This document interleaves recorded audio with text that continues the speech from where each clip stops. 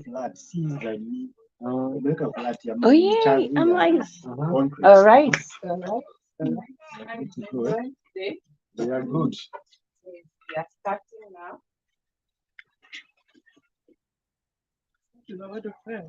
Yes.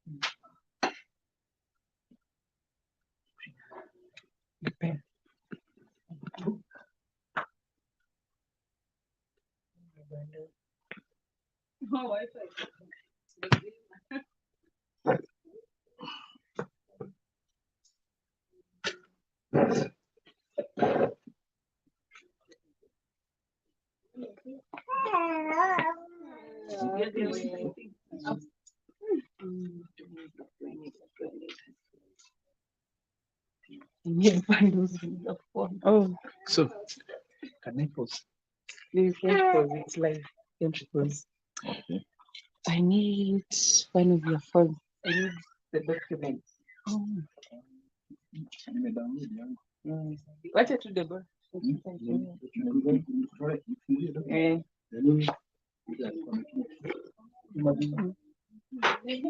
Welcome everyone.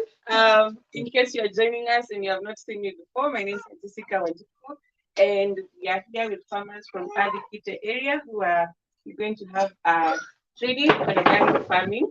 So we're going to do it from basics all the way. Hopefully we'll build this up over several weeks until we do the practicals, until we start practicing, until we get to the market. So, yeah. So we start with what is organic farming. Organic farming. You've seen it. Ndio nafungua kwa PDF YouTube. Ndio kwa PDF. Iko ni kama kwa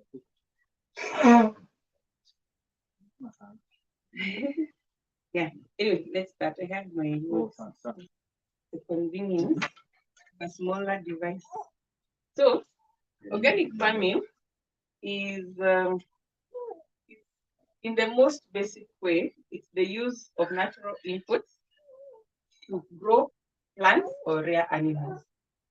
Natural, like, okay, natural might be broad, but this means they are not synthetically processed. They are not processed.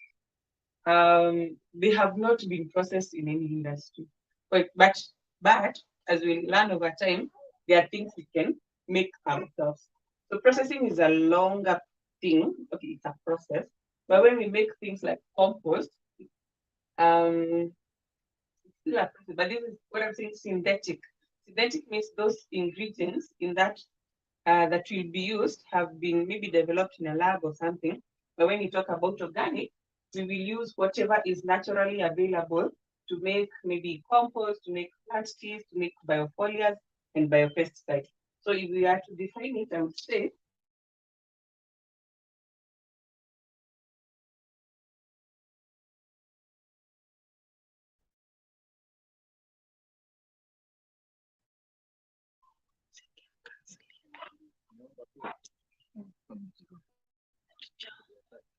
how much we can do.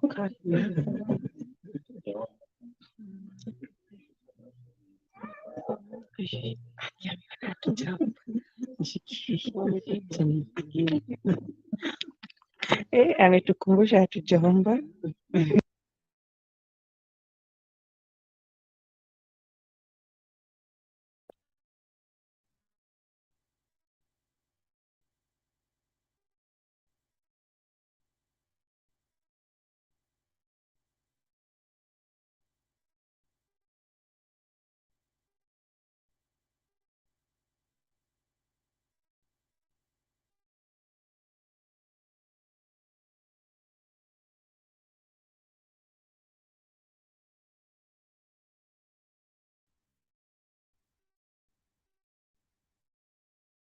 tuombe.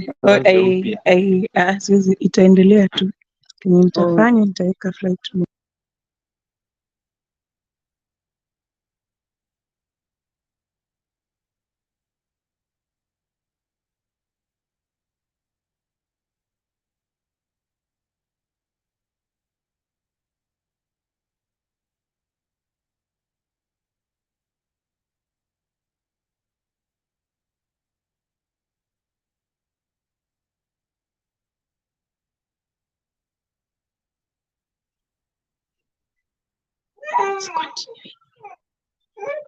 All right, so thank you.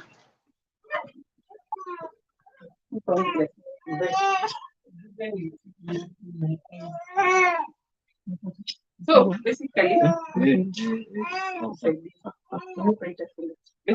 organic farming is where we're using natural inputs to grow our food and rear our animals. So natural, let's say natural versus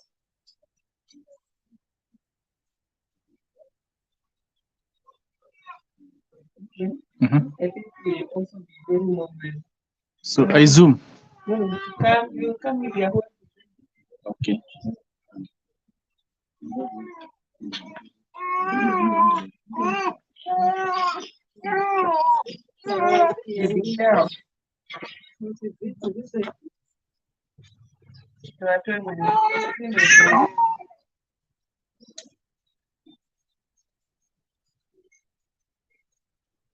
So there's natural versus synthetic. So these most probably you find them from an industry. These ones you can do in your home or in your small capacity. So these ones probably require a lot of they require a lot of processing to get the final product. All right. So why okay, there are guidelines that relate to organic farming, but why do we need to go back to organic farming? Because this is what I think now your parents, not my grandmother and your parents were practicing like more than 30 years ago. So why do we need to go back and practice organic farming? Number one, for example, we need to increase soil health or to improve soil health and also human health.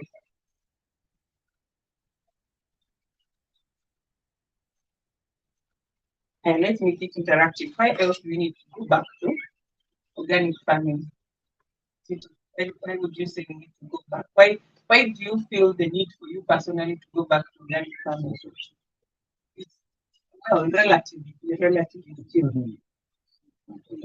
Because, yeah, but you see, that manure has to be relatively cheap is relative, very relative. Yeah, cheap or affordable. What else did you say? Yes, microbial load.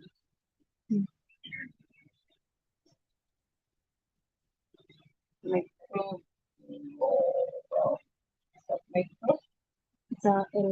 Yeah, AL load. So, organic farming, because we are trying to maintain as natural, like an ecological system that is as natural as possible. So if you see in nature, in the forest, things grow, they die, they survive, some are eaten, the naturality of things. Sitting though, we came with conventional farming and we decided this whole land will grow maize. This whole land will grow a certain particular item, which is not sustainable because we have the reason why we intercrop, for example, those are principles of organic, examples of methods of organic farming is intercropping and all the rest. The reason why we do it is so that this bean can fix nitrogen for this maize. This maize can have a fibrous root that may support a climbing bean. You see, like it has a fibrous root and stronger stem than the bean. There's a reason why crops grow like that in the natural forest. So we need to go back to the natural system, natural food system. Soil health, conventional farming. Yeah, I wrote synthetic, but synthetic is also, when I say conventional farming, it's about the conventional way of farming where we use lots of equipment, we use lots of chemical inputs into the soil. Yeah. So soil health. How long do you think you can sustain conventional farming without adding fertilizer and using pesticides? Very. I think as soon as you do your first harvesting, second harvesting, by that time you have lost a lot of nutrients from the soil because you cannot sustain conventional farming without using chemical inputs. The same way we can't even sustain organic farming in a way without adding manure, without adding biofoliars. So we need to improve soil health. Then let's come back to microbial load. Microbial load is ukishika ile mchanga. How is it? Does it feel like dust or does it actually feel like soil? Does it have a worm? Does it have insects? Does it have, there are those small kingdoms. Sisi tuko animalia. Then kuna kingdom ya plants na ya birds and variant, kuna fish, but kuna zile tunasahawini. Zile za insects, bacteria, hizo. Dorcas might be more vast to remind me the kingdoms. Those ones, we forget them when we are doing conventional farming. We actually kill them. We kill the pests, but those pests are important. For example, I've started, I put some takataka kwa karai fulani hapo tu nje. Sikuwa nimerealize akana mashimo. So in a few days, I saw some very big worms. Zile za great. They, earthworms. These are very little, white, white grayish. Yeah, and they eat vegetables. Like ukiziona kwa shamba zitakula mboga zako zimaliza. But pale because it's a controlled environment, I just feed them, they keep growing, keep multiplying. I don't know how they came there as well. I have no business killing them. Do they have? Yeah, because worms we say they help with aeration of the soil. So and for me, when I practice organic farming, I don't grow necessarily for sale, but most times you find that when you start, you will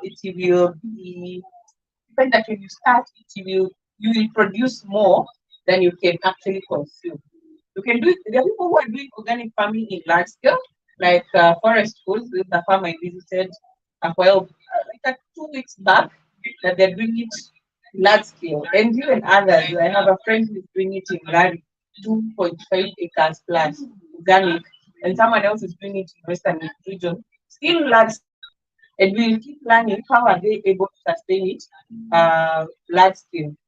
So microbial load, we need to accommodate all the other kingdoms, not just jump to plantain and animalia and the fish and the birds. Yeah, we forget there are almost like three.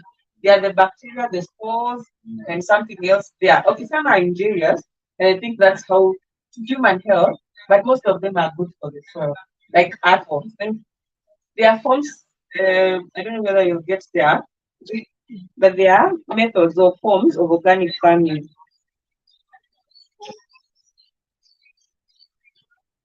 You can note this because I might keep mentioning them and we might not get the time to get to them. So these are some of the benefits, some of the reasons why we are going into organic farming. Human health, we all know, chemical pesticides residues on the crops that you are eating, like vegetables and fruits, are causing a lot of injurious effects, cancers. Cancers we know, because cancer is directly related to those chemical residues of the product. But there are others that are not like that directly related. But for example, diabetes will develop if you are over consuming food that is conventionally grown and highly processed foods. So human health is a big major thing that we need to be careful with our farming system so that we can also regenerate ourselves, our bodies. And the reason why we did that screening is so that we see where we are. And we see maybe after practicing and consuming organic food, has it changed? As moving from an animal-based diet to a plant-based diet? Has it changed the energy levels? Has it changed your, or like your BMI? Or we should do a test after 3 months after starting, so that we can be able to what we can be able to assess and see and report. The reason why you're collecting data so that we can report after 3 months, for our own and even for convincing someone else, we can report that we have actually changed our own human health in the 3 months that we have been practicing organic farming. So there are so many guidelines, and I have shared the document, and as we continue to we'll keep seeing them. So it's relatively cheap, relatively affordable, because these things, for example, where I live, there's something we call maroro. Maroro is a how do I say? It's one of the things you use for plant teas or as a biopesticide. Maroro. Affects kama kama. Affects. I don't know. This is local knowledge. Indigenous knowledge. For learning is quite key. But I'll bring it probably when we get. Yes, it looks like sunflower. Yeah, it has some leaves. Itakuja nayo next time. This is in a group. They are growing just on the roadside. The other thing is sort of. Yeah. Unaona kuna picha hata ndio inakaa sana. Tutaangalia tunazunguka hata ziko kitu ingine ni moto sort of apple. Yeah, those leaves you soak them, you spray. As far as you're not spraying on capsicum or nyanyas, they are plant families. We keep looking at them. As far as you're not spraying like that Magiamu sort of apple for the same plant family, it will help.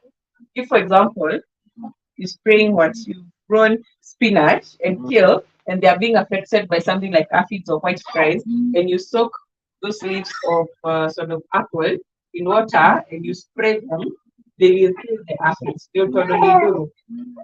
are very bitter.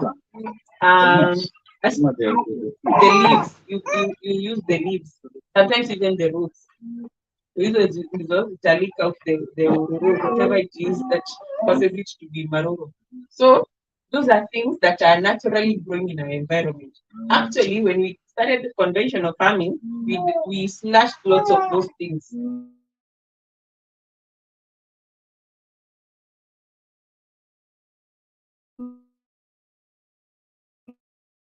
Like spring what do you call it? Blackjack. Blackjack si tunazingwanga kama nini? Blackjack tunazitoanga tunasema ati zina destroy the farm. But those leaves are consumable. The blackjack itself, the seed, si matawi ya blackjack tunakulanga kama mboga. Hiyo ni mboga. Hiyo ni mboga. Ile nikwambia kitu kingine. Ingine tunaona imesprauta hapo kwetu.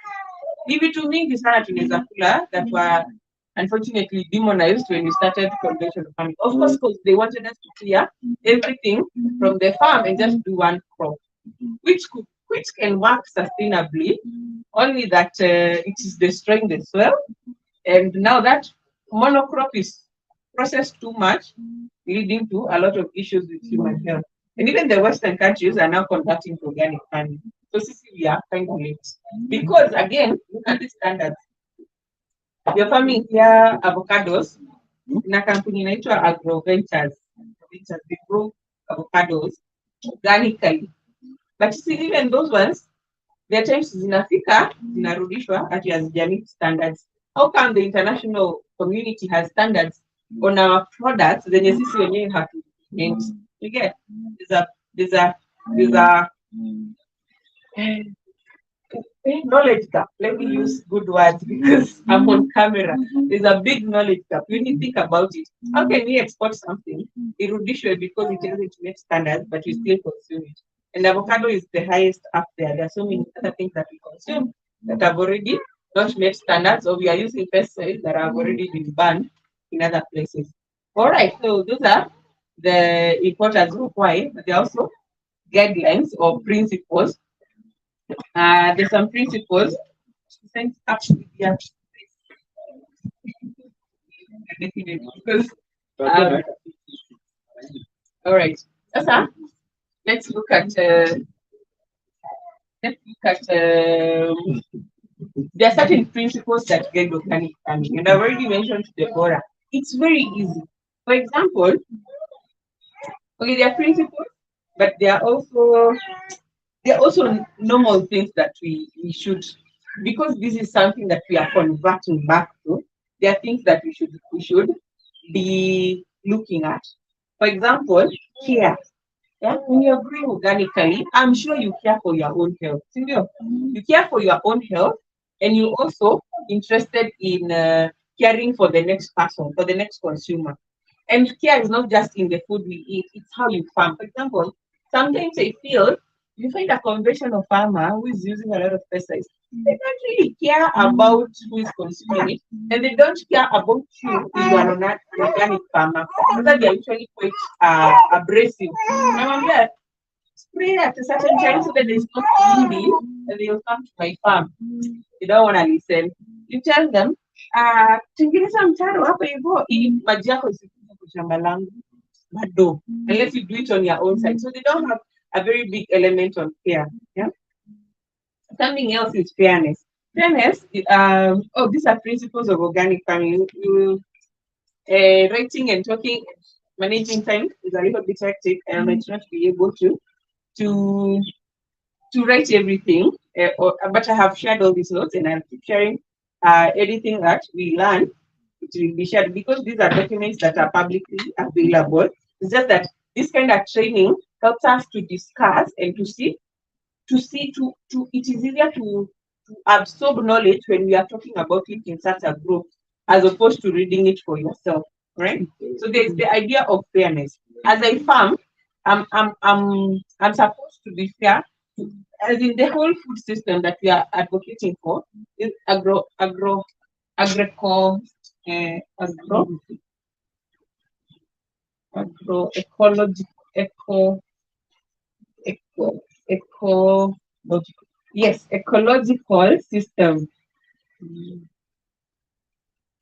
So when you say system, it also has a part. There are several players along the way. So this agroecological system, there's the farmer, yeah, there's the producer of the food. Like maybe you do some sort of value addition, as simple as sun drying something, packaging it differently, storing it for a longer shelf life. So there's the producer, there's someone who might market or distribute it. All these people who are involved in this agroecological system should ensure fairness. And fairness coming back to the farmer. We always talk about lipa mkulima, pay the farmer, because we get very poor prices for the farmer. That's why many of my age or generation, even Ruben is in my generation in Dorcas, it might be the generation before us, your children might not take up agriculture. You know why? Because we saw our parents struggle with agriculture and very little economic sense.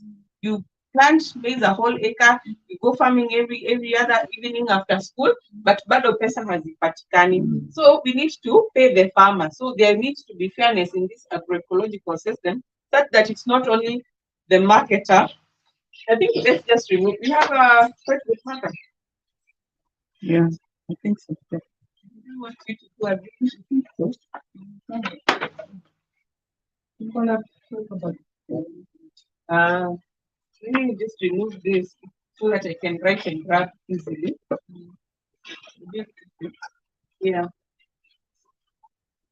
Yeah, I used to think that. Yes. The permanent approach. I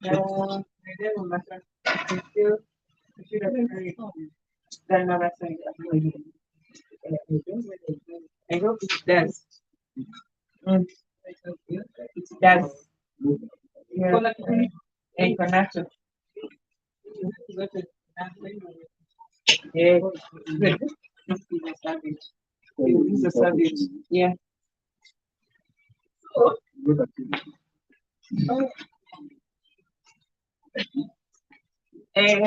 there are those principles. Fairness along Yeah. Oh.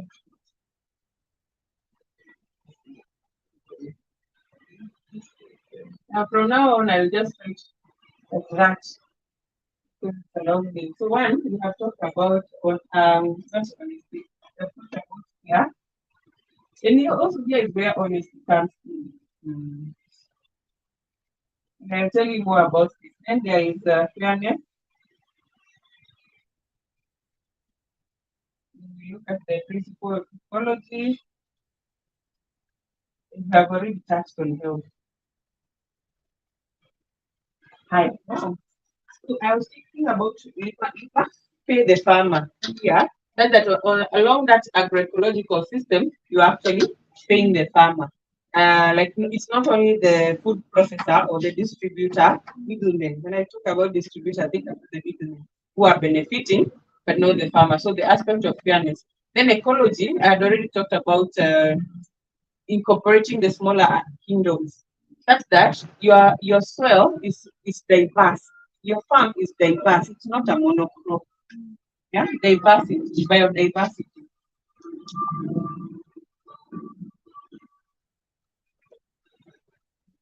So biodiversity is key when you look at the ecological system. So you look at everything growing. Like even maybe just say as simple as planting those flowers. There are things that can grow under those flowers and thrive, or even climb with them. There's an aspect of the Western world that we incorporated that is not really helpful as such. So we need to have biodiversity in our farms. Then health, we are talking about human health, soil health, animal health also, because right now we are advocating for free range.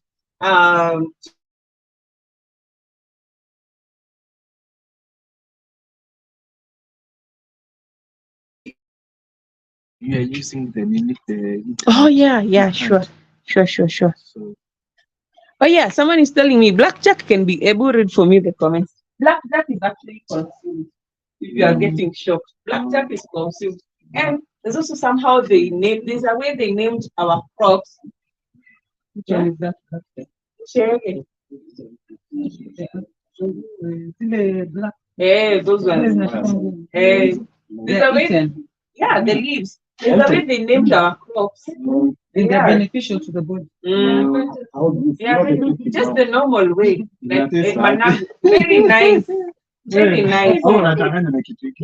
Hata yenyewe tu. Very nice. Yeah, Meaning, my mom. kuna hiyo black seed. Is it the same one? Black. It's not the same as black seed. The one that sticks on your let's discuss. Stand the camera and pick like this. Let's discuss a little bit. You So that can yeah. She, yeah, you can Google for sure. Don't record me, so go closer this way.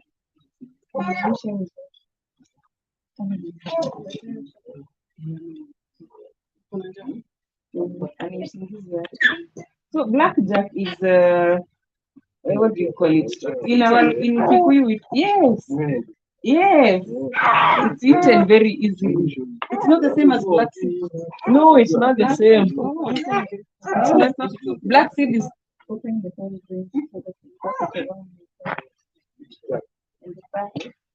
yes. And then here it's very good for the body, because the nutritional content of such a crop that is growing by itself. Yeah, it's a herb. It's a herb. Okay, yeah, that's also something actually. They were given very interesting name like Managu, African nightshade. What do you call it, nightshade? They're names. Yeah, they're names that actually they're good, but they are also kuna connotation because they were nightshade. Actually, there was a whole discussion about nightshade. They were saying that it might have some, what do you call it? The things that are not really beneficial, like not toxicity. It's so beneficial. Usually in a bind. Yes, it might have some phytochemicals, things that bind other chemicals when they get into the body. But when you consume manaku in probably like by itself, it doesn't bind anything. Or even when you consume it with the lemon, it doesn't bind anything. So the researchers and the academicians, we know they're not They don't want us to. Yes. Benefit. Yeah. Yeah, and They want us to grow right now and- it's when they are introducing local learning and indigenous knowledge. But when they were farming like that years, 20 years back, they would come and just demonize anything that they themselves didn't understand, because of course they had motives and purposes. And now yeah, going back, They wanted us to buy them stuff, right? yes, they wanted us to buy the seed, the fertilizer and everything. Mm.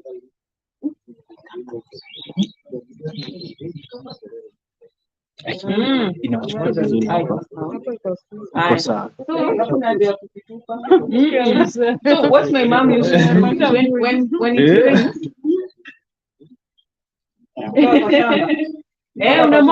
unamwaga kwa shamba.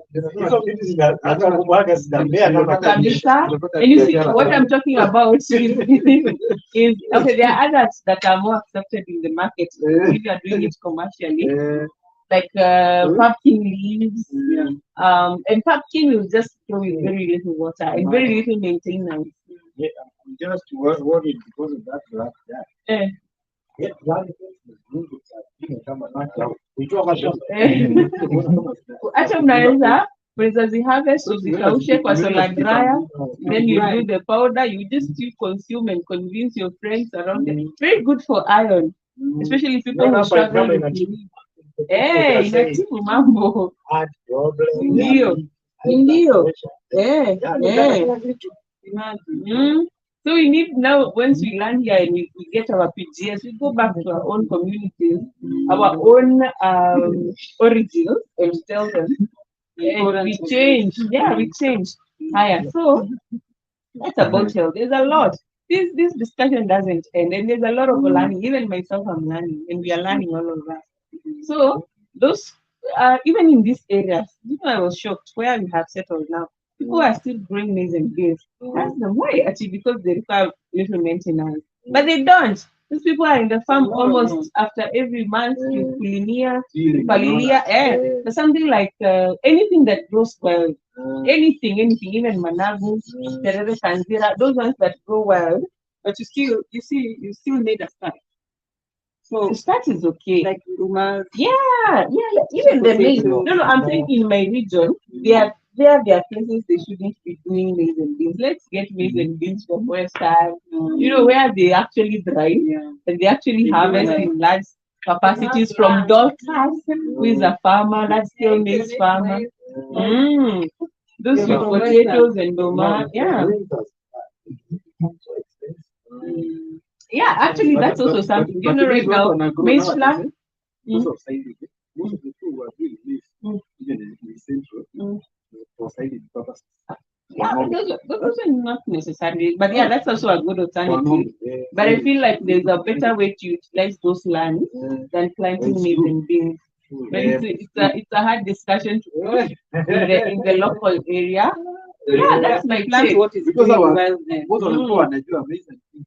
Yeah, every season, like this season. Okay, they also do a lot of But you veggies, see, those people like the sasa unawaambia wasipande maize. but not the whole portion hadi kianda. Kutoka juu hadi kwa mtu anapanda They love. mahindi. They love. That's the food they love. Unajua- Yeah, but you can, Sisi kama kwetu, unajua hiyo people wanaangalia vipi.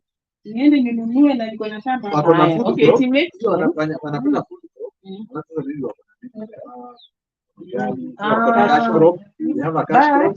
But you see what I was talking about. Health. Farmers are very ill.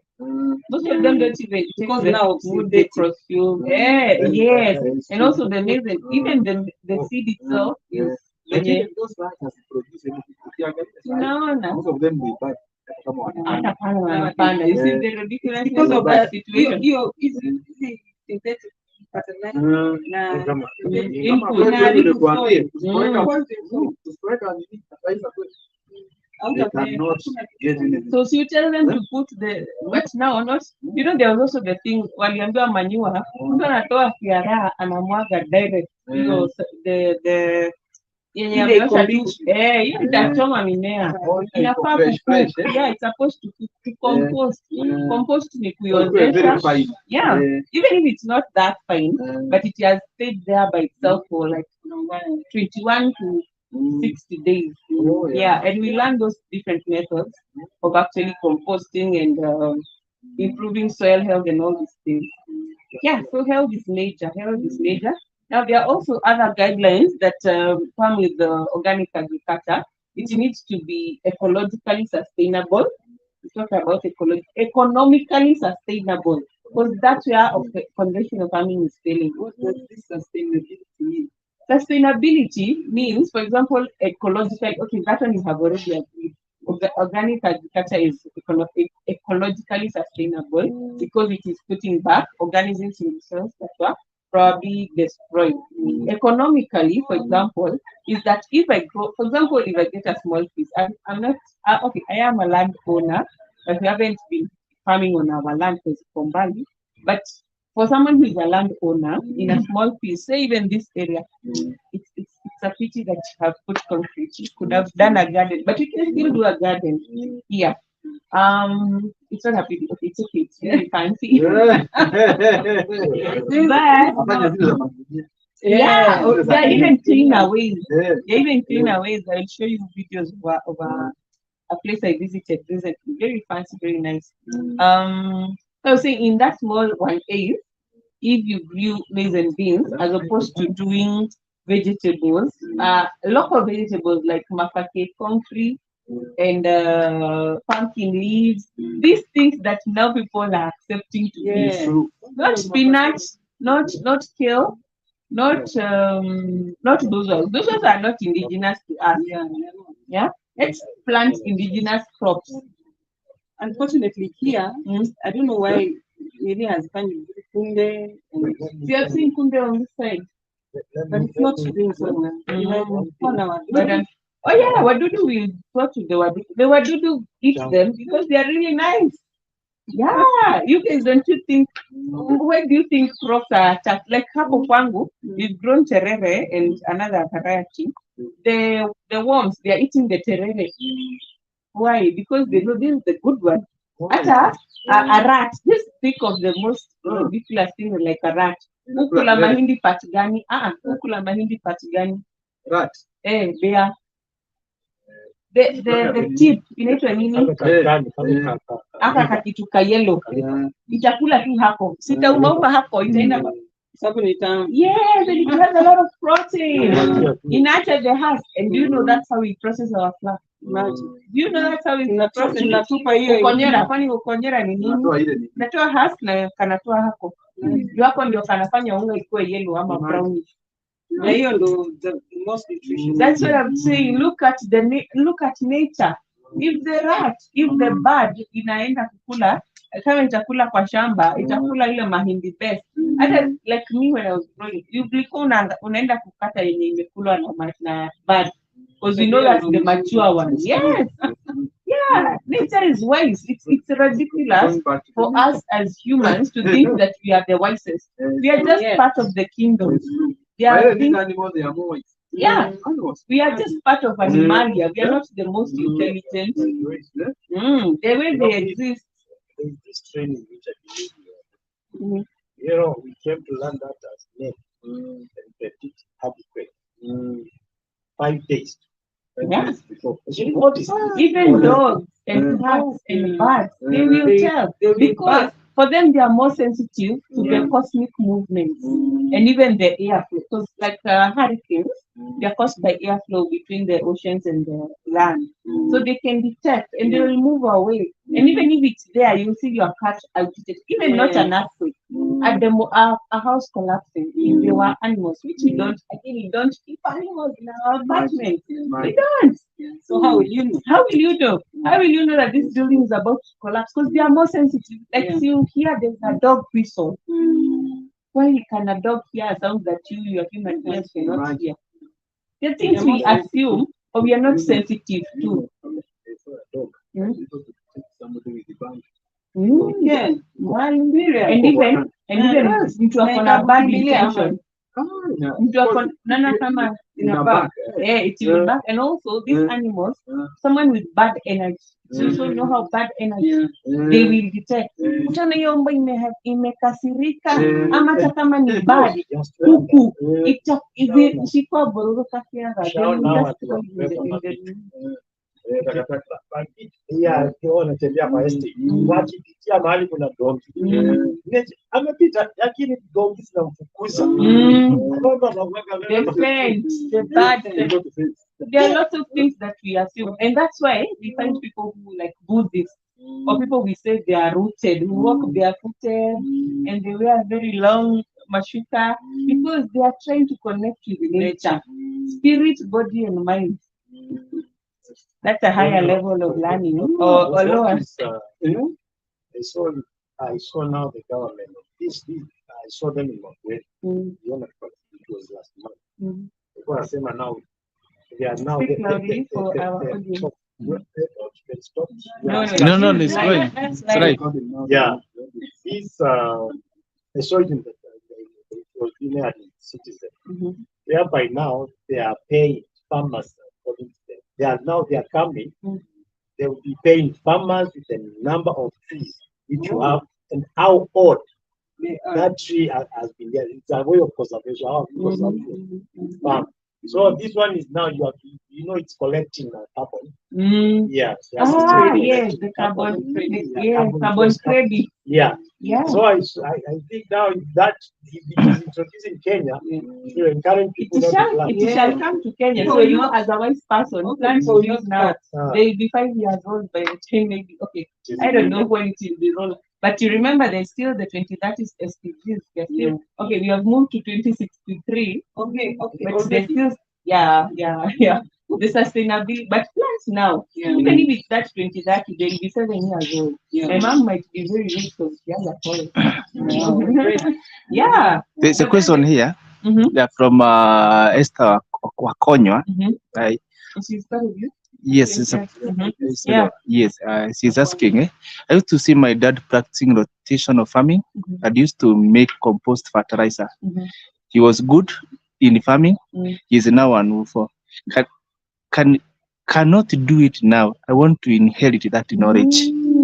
We need to visit you, Esther. We need to visit you and Have been here. Yeah. The next one probably we should go to her place. Our person is 104. How many of us have you noticed? I'm a nutritionist, and when I was teaching a while back, like this is more than 3 years back, the rate of non-communicable diseases was 37. Now it's like 41-ish. Now that's not even the big thing. Government spending on healthcare, 50% goes to non-communicable, even more. Because what are these non-communicable diseases? Cancer, liver, kidney, diabetes, hypertension. Those are the clinics that spend most money. And okay, there's a big discussion behind those it. can be avoided by eating organic. They can be reversed. Even if someone already has them, it can be reversed. You have reversed diabetes and hypertension, and even by cancer. just eating healthy. So yes, Wakonyo, you can Okwanyo. We can work together and learn from your you said father? Yeah, Father. Yeah, we can learn from the father because this co-learning we don't want people to die with this knowledge. with that knowledge. Yes, and that's why we are recording this discussion so that someone else can see it, someone else can hear and learn. Yeah. So Can I broadcast you? no, not yet. Okay, let me try and cover her back because she might stay here for a few minutes. Yes, you can go ahead. All right. So you find now we were talking about economically sustainable, and that's why we talked about this 1A will not produce anything economically viable. Economic, I mean.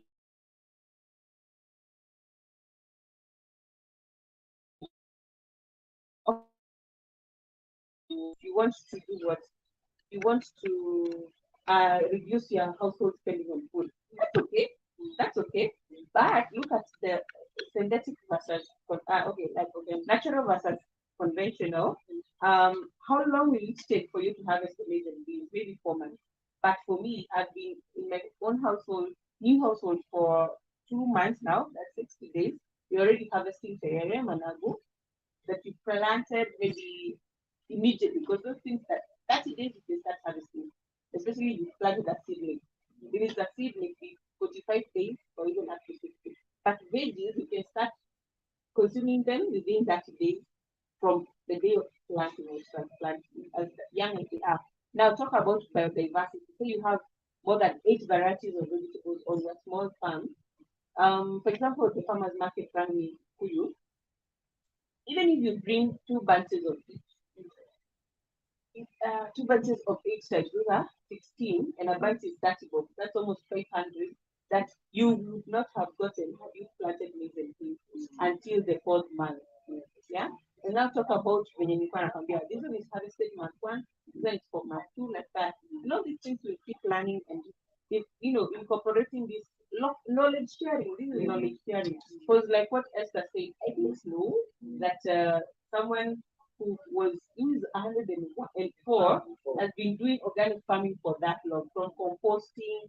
But you know the thing why we probably didn't take it up as fast is because composting is a lot of work.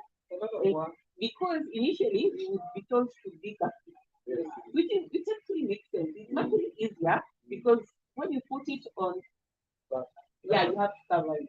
So the idea of the pit was much easier. When you see that work, you can punish them. Yeah.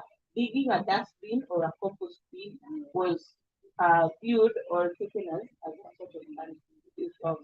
So that's economic sustainability. So I can say for sure it's economically sustainable because that space, my neighbor on the other side has not planted anything. And this crop has started planting them along the fence. When I moved, I had some manure, I had some seeds and things.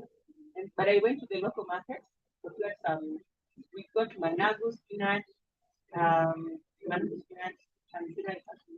we planted them like 2 days after we moved. So when I say 60 days, it's really 60 days. So we moved in February, and March already we have eaten most of those crops. I don't have to buy, and I know how to have to grow.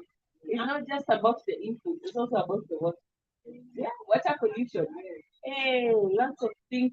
And water is even worse than air pollution because water pollution actually goes into your body very fast and gets, like you drink that water, it will be whatever it has some nutrients that will be absorbed, or toxins. Let's talk about toxins.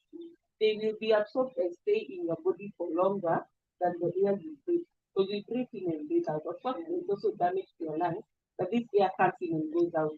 It's not the same as the water coming in, the toxins being, in aqua absorbed into the body.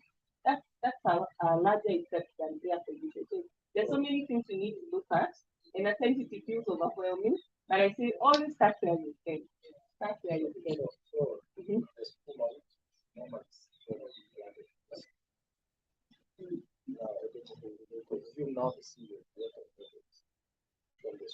You consume the toxins in that sewage water in the leaves of the stomach. And those ones, you see now, there's also, when you talk about systems, there's like a system. The toxins are forever from the industry, they mix into the water, they still came and mix into the plants, and now you're consuming them. So there's a high chance that they will stay in your body for longer, as opposed to when you come to the water just there.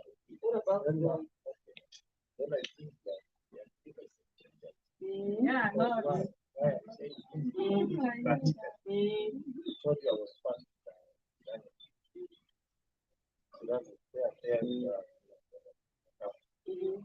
One of the things here, when the landed gas,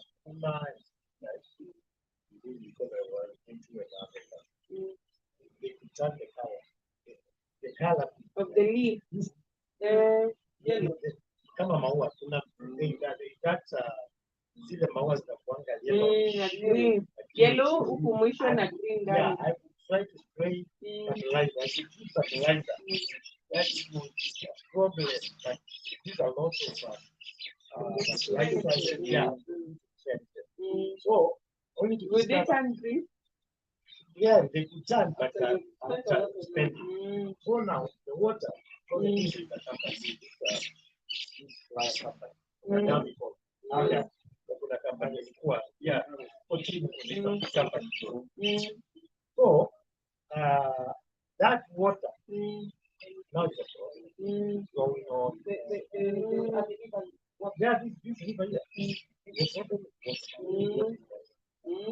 You see this area, let me just, my thought, okay, I know someone can back it up, but this area, yes, they were not supposed to be. Oh, it was an industrial area, and there's a lot of trouble that comes with settling in an industrial area, but let's not dwell into that. But ideally, what is there? You know the name. I just see now place of outside the water. Is it scrapped? So that water, yeah, we normally check on the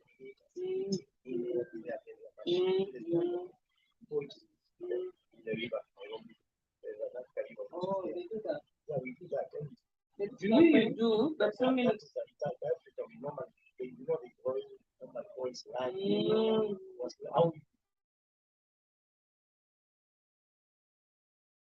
Also work in companies that are responsible and some that are not. So what I'm saying now, however, this even if this is an industrial area, say that this water will go all the way to the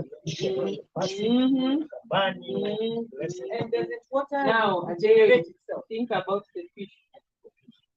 What about water? It will scrap itself as it goes along the river, but still a lot if there's too much amount of those things, most of them will not be scrapped.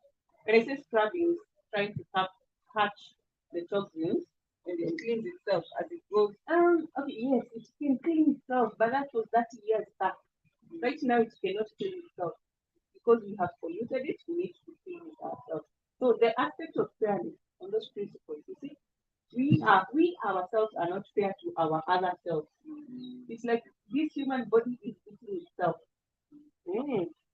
If we look at ourselves as a human race, we are killing ourselves. Yeah. Because and that's why this is now coming up because we need to. You see how composite that problem is?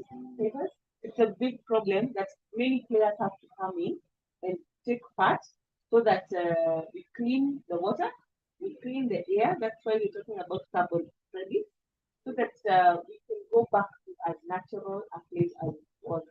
Yeah, people are turning going back to Eden, going back to the basics, going back to the roots. We need to. And it has been in a very short span of time. But we think as humans that we are the ones who have existed for the longest. No, this world has been there. Facing things, seeing people come and go. We can't go beyond 200 years.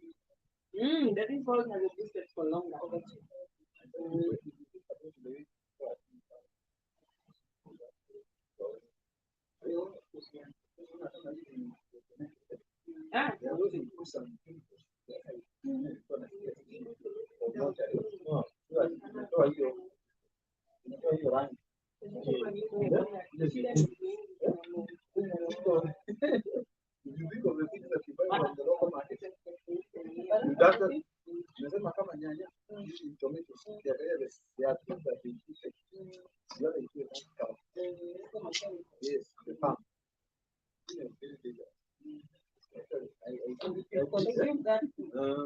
The first one is your own teaching.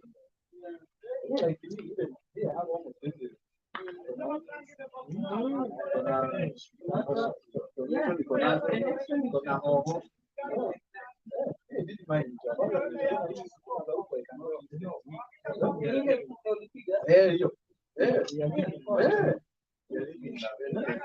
it's not even like an issue of course.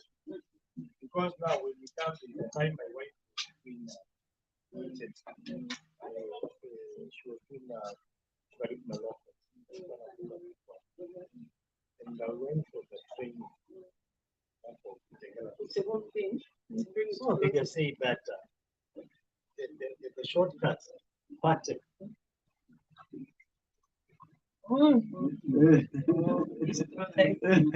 Patterning. When we were patterning. now the way to pattern these broilers. No broilers. Yeah, that is when they learned that ARVs. Inagongwa inawekwa kwa maji. Hapa umemwaga manure. Umemwaga manure. You can see manako is sprouting. So these are Inadungwa. we are using now God the looks. Imekurudishia. Unakula nyama. Nyama unapata imewekwa hiyo Hata hiyo nyama. When you talk about residue, chemical residue, hizo hii imedungwa haitatoka kwa hiyo kuku. Na tumeongea kuhusu kwa system. So the more it goes through things in the kingdoms, the more it will accumulate in your human being. Serious. So haitatoka kwa mwili yangu ni kama nilikula. Maybe you are buying them. It might, because we talk about detoxifying, like, actually we improve it at times, but we talk about detoxifying. Yeah, because there's a way you need to detoxify your body to throw out now all these things. But yeah, there's a lot of things people. This is huge. These two. After he's in Billy, people are unconscious about it. You can buy this sukuma kwa barabara. Never do that. Ukienda hivi kama saidi za maana hivi utawakuta kwa streets. Do you know that research that was done by Root to Food about in Nyandarua, and the way they just went the way we came here. If I went around your neighbors' farms, wauliza tu maswali hata hapo wanajua ni nani hawa wanaongelesha.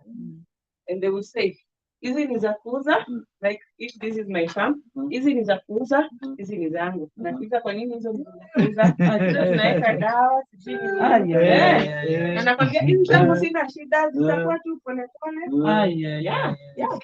Fairness and care. These are the very big things we really should think about. Washa mishiri.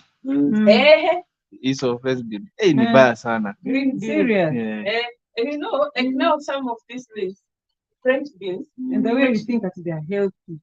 Shida ni, na watu ni tudogo service area. So you might think that the chemical residue on the skin is not much, but how many do you have to consume for you to feel some satisfaction that leo nimekula mishini na carrots?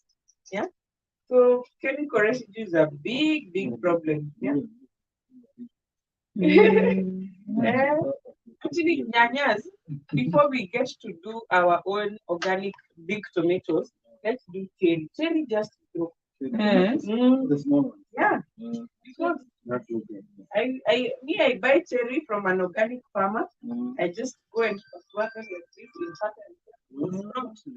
in and then I transplant them. I should have brought these things. I should brought these things so that now it's very the next time Like around. cherry. Tomatoes. That's why I was asking what might resonate with us, but it's best that we first cut and then we do. So the other sustainability aspect,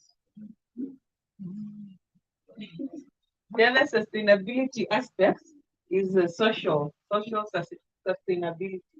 So social is just what we are talking about, like what Titus talked about. Like if we settle in an industrial area like this one, and so how long will we be able to live in this area before we start suffering from diseases and having social conflicts, because your farm is listing chemicals into my farm, your industry, social issues. Because when there's social sustainability and social justice, it is you live at peace with your neighbor, you are able to thrive better. So organic farming actually promotes social sustainability and social justice. Yeah. So now Deborah was interested in us because she saw the marketing aspects that we do with co-farms. So with co-farms, we started like you, by the way. Co-farms is based in Kikuyu, now in Karen as well. We started like you. Actually, we started like you with a lady called Violet Material.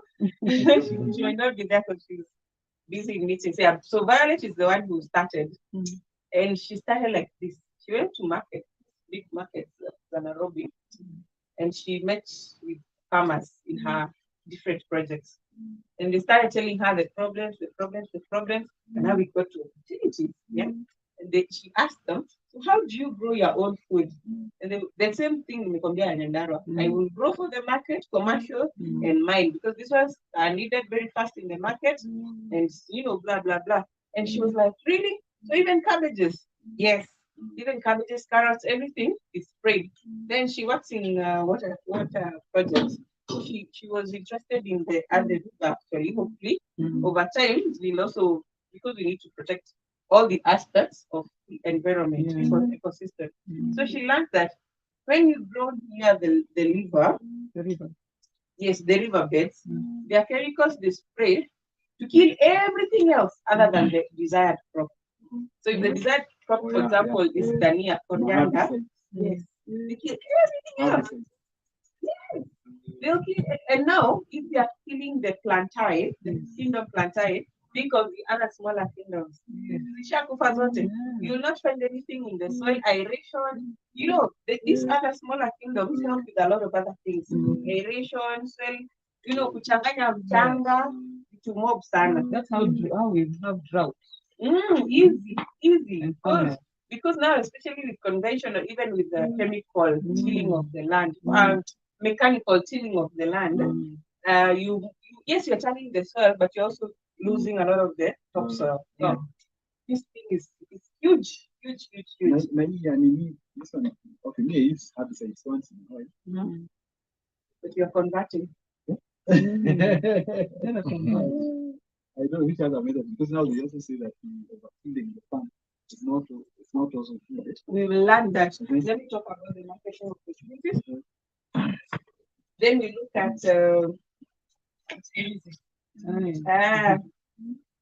we try and look at how now the practicability, so that next time we also do a theory and practical. We try and do practicals every session. Marketing opportunities. Yeah. Oh wait. So I was saying, how you started. Violet. Yes, Violet. So talked to the farmers. She understood the farm really badly, and this is the food she's been consuming and thinking that it's better than the others. Like cabbage is better than spinach and spoon. Yeah. It's okay. But I know she was sleeping at it. Akim Rock. So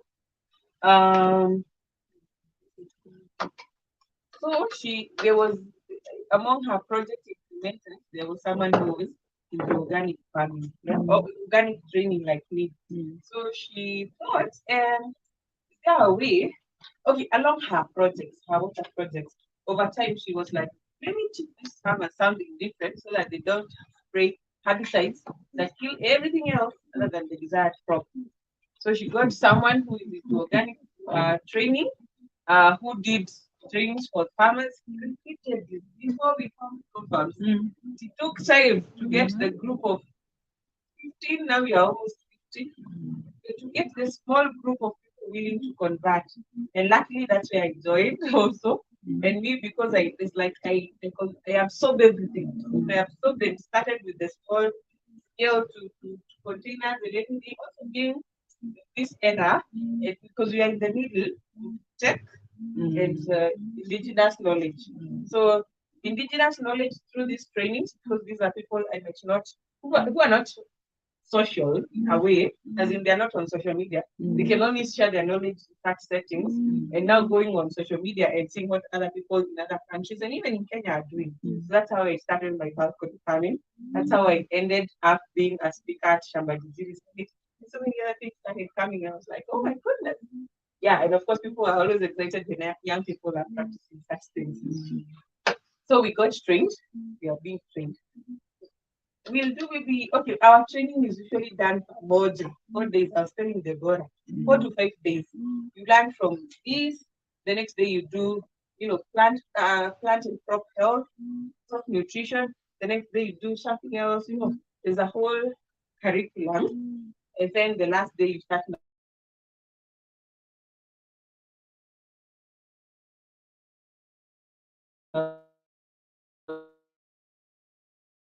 agriculture journey.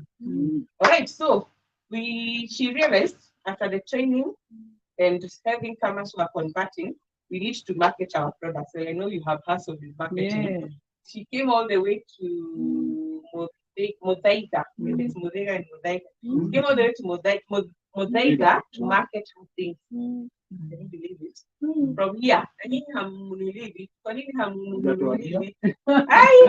Yeah. Market to us. Anaacha soko huko anaenda Muthaiga.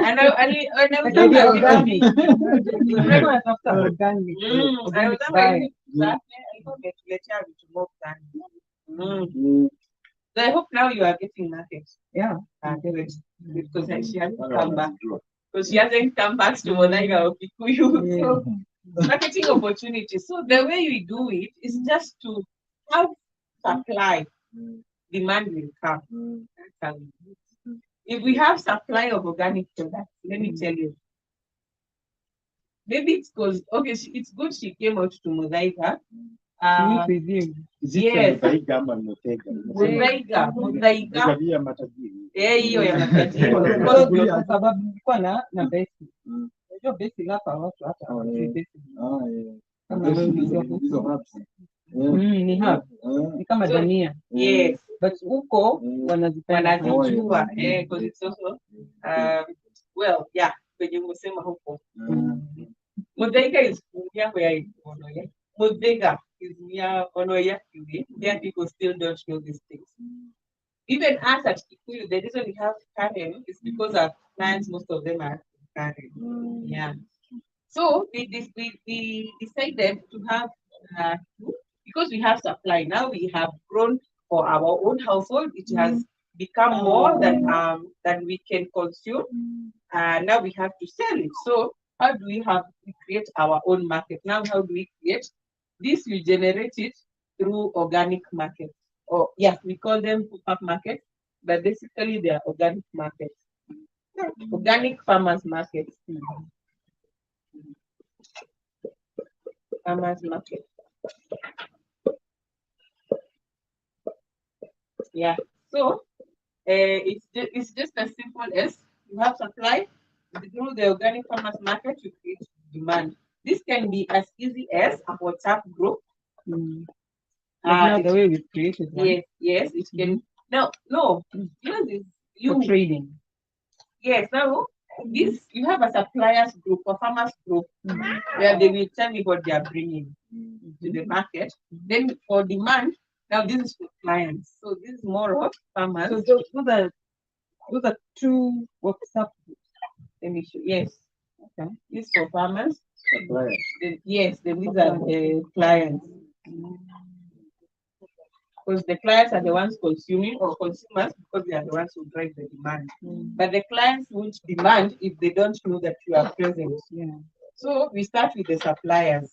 We have a farmers group, organic farmers group, who are producing, so they have supplies. So they tell me, or they tell us that we have excess of Kanzira, we have excess of Managu, we have excess of this. Where can we sell it? Now that's where we create the demand. We tell people, I add anyone. I need someone on the street, I vibe with him or her, and they're like, oh, okay, that's interesting. I just push them in the group. Over maybe 3 weeks, they'll start asking for products because they have seen the sense because you post over time about the effects of pesticides, something. Wakiwa pale kwa group, akichoka ni sawa. Si mbele vibaya, maybe atarudi over time. So these are two groups. This is the farmers group. This is where you need to start so that you have the supply, so that you can also go somewhere like you with strength, knowing that we have enough supply to say yes, like at the river food plus. Of course, they haven't opened. So as soon as they are opening their doors, be there with your proposal and your products. Tell them we'll supply you with 10 kilos every day of this and that and the other. You meet the suppliers with Tandarana. So Marketing opportunities. Another organic Yeah. farmers. Yeah, Pure. yeah, advocating. Yeah. And you have surplus, and you can just start as easy as you know the surplus even before we go to the other client. You know you have surplus of this amount. Just have a create like a group or tell people about it, and then just have a patent or something where people can come and buy. And that's how they start now coming every other. Yes. So we started with Saturday, now we have Saturday. Okay. And how do you trust? Huh? People How do trust. we trust? Yes, that's something. It's about it's here. You left it with me. Oh, yeah, how will I trust that? It's organic. You know where you saw when the GMO she was now raised. Yeah. Now you saw people could post in the WhatsApp in America show you go to the supermarket GMO na organic GMO all those things and if you find the organic So demand iko high. correct. I think we are heading there. Yeah, but we need to tell them that we are there. Tuko hapa. Wacheni kununua zenye zimekuzwa na because people you will talk to people and then tell me then what's the alternative? Tell them, oh, I have an organic market. No, I get added to the group and we start organic and you're like, wow, better for your parents. So how do we guarantee that it's organic? So how we guarantee? Very simple. There's something we call guarantee.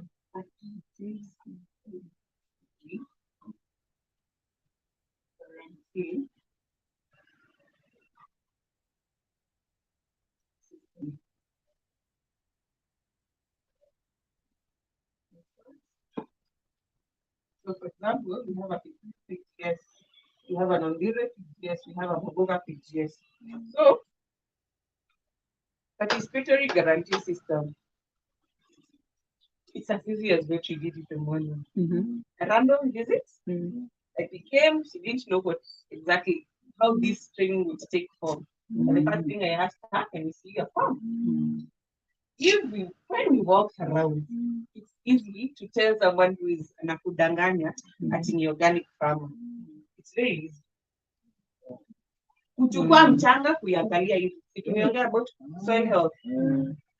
Kuangalia crops kama kuna zenye zimeatakiwa na wadudu. Si mmeona kuna zenye zinasafa hapo? Now, me I use what let me just be what it is normally because my brain and you know that there is right. So I asked I want to give me 20 veggies. So in the veggies is where we plant our seeds, mangoes, everything what's like. This space, because you have to space the plant, you almost 10 meters. 10 meters. So these are farm. So there we go.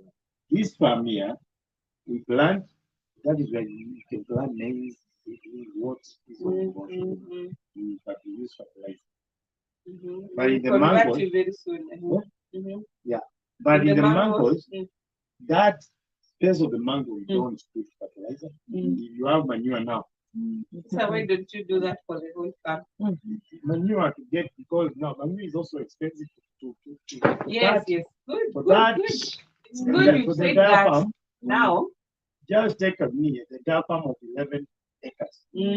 Now you are farming 8 acres. Now you are clients. Yeah. You are our client. I can see business opportunities here because we can do composting for you in large scale. We can bring you plant seeds. We can bring you affordable organic fertilizers. And this is all what you learn on a large scale. It's good to know you're not a small scale farmer. Yeah. So, going back here. So you are asking how we can guarantee. There's so many ways to deal with pests. As simple as rabbit curing, this dipping maroro in water and spraying around. They don't like it. They will run away from planting garlic and spring onions and meat, which you can sell in the market. Yeah, so it's just not simple. Okay, there are three things that you can do. Practices, yes. There are practices that you can embrace that will help keep away the pests. And they can't eat everything. Okay? Yeah, they can't eat everything. You have to be fair to the smaller kingdoms. Yeah. So we keep remembering that we are not the only kingdom that exists on this earth. Most money is up. Mm. Unapata ni kama zote all over nakuja kwangu. Because you know they are fish. But then ukipiga pilipili As far as it's not the same plant, but let's keep thinking about, okay, for me it might come naturally because I've learned agriculture, but we have kingdoms, then family, okay, there is a genus, family, whatever, we learn them. So pilipili cannot be sprayed on any other pilipili looking crop. But you can, itaua hiyo ingine, itaifunga, itabind post zake, stomata. Yeah, you can spray it on biriganya, on even beans, by the way. Yeah, but you can spray it on vegetables. But we learn it can work. But you'll also learn things that are not as like you learn this is this plant family, you can spray with this. This plant family, you can spray with this. So I think it's taking a walk kwa farm ya Deborah, nimejua ni organic farmer. Kuna pest problem. Is it aphids or flies? You can see them that she's struggling. So you give her the solution. Also, you won't pata jule tutupatwa. You know those ones? Yes. It's as easy as that. Random visit. If someone is honest, you remember the principles, they care about what they are doing and everything. I don't think utachanganisha even. And we have you in mind. Large scale farmers, we have solutions. So, could you advise him on how he can control those? Yeah, but you have to tell me whatever is training his crops specifically. Like capital. Yeah, there are solutions. So there are solutions for large scale farmers. Yes. Organic solutions. Yeah, consultants on large scale organic farming. So that's how we do it. How we guarantee participatory guarantee system. This one has its own rules and regulations also. You have to be willing that ati hautafunga gate useme hayuko huko. You of course unaonekana kuna kitu unaficha. Yeah, you have to be open, willing to participate because it's participatory and we are guaranteeing that whatever you are doing is yes.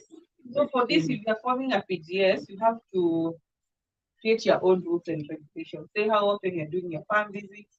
You have to write those things down. So farm visits, as in you'll be visiting each other. Okay. So, for example, the next meeting should be at someone else's farm, or household. Yeah. The same. This system. You have to be open to customers coming to see, and other regulatory bodies like COAN. Yeah. COAN, actually, Kenya Organic Agriculture Network, certified PGSs. They give you a certification called Kilimo Hai. Kilimo Hai is just Kilimo Hai, like living. Yes, they certified the PGS. Yes, not your farm, not an individual. No, individual farms are very expensive to certify as organic. Any questions about that? And what does it cost to certify a PGS? So it's not much actually, because forming the PGS itself is the big cost. Yes, convert, and also this thing takes like 3 years if you are conventional farmer to convert to organic because of the soil health. They do a lot of things. They will test your soil as easy as there are lots of things you can. So I can't get certification. You can, but it's easier to get certified as a PGS because of the cost also. How do I test soil? As simple as how fast does it drain water, or how much does it retain water? Just there are small experiments that you can actually do. On your citizen. Just put your farm soil and then chupa, unakata the top part and the bottom part, and then you measure a certain amount of water, maybe 200 ml. This is soil from part A of my farm. This is soil from part B of my farm. I want to see isn't it Lisoma science? You need drainage, water retention for how long, in what condition. Maybe you put them in the shade, put them in the sun. That means shade karibu na mti ama iko shaded, so evaporate haraka, maji evaporate haraka. Then the soil from a place that is open to the elements. So you just put this is sample A, sample B. You actually do that. You can just I give you the assignment. So you cut out the chupa, you put your soil hapa juu kwa hiyo ka mesh. You pour an equal amount of water, you time it. How much rain? What quantity? So that means the remaining quantity was retained. So say A is under the shade, B is directly on the sun. So B will probably drain a lot of water. Yeah, so that's the first test. Number 2 is now retention. Of course, this water is used to moving most of it to the environment. The one in the open place. Yeah. Also, soil health. It's just as simple as taking that soil and just checking it. Does it have moss? Does it have insects? Does it have ants? Anything. Naipata mchanga yako kwangu naangalia na huyo neighbor. Iko sawa. Indication number 1 is that that's very good soil.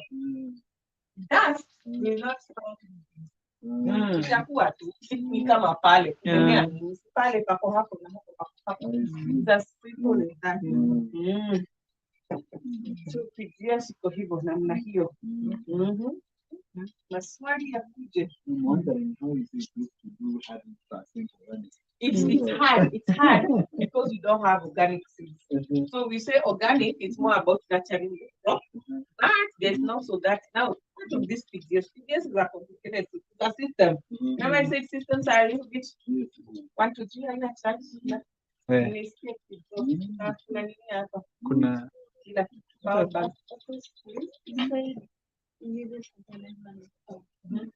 So are you able to give a solution, like an instant solution?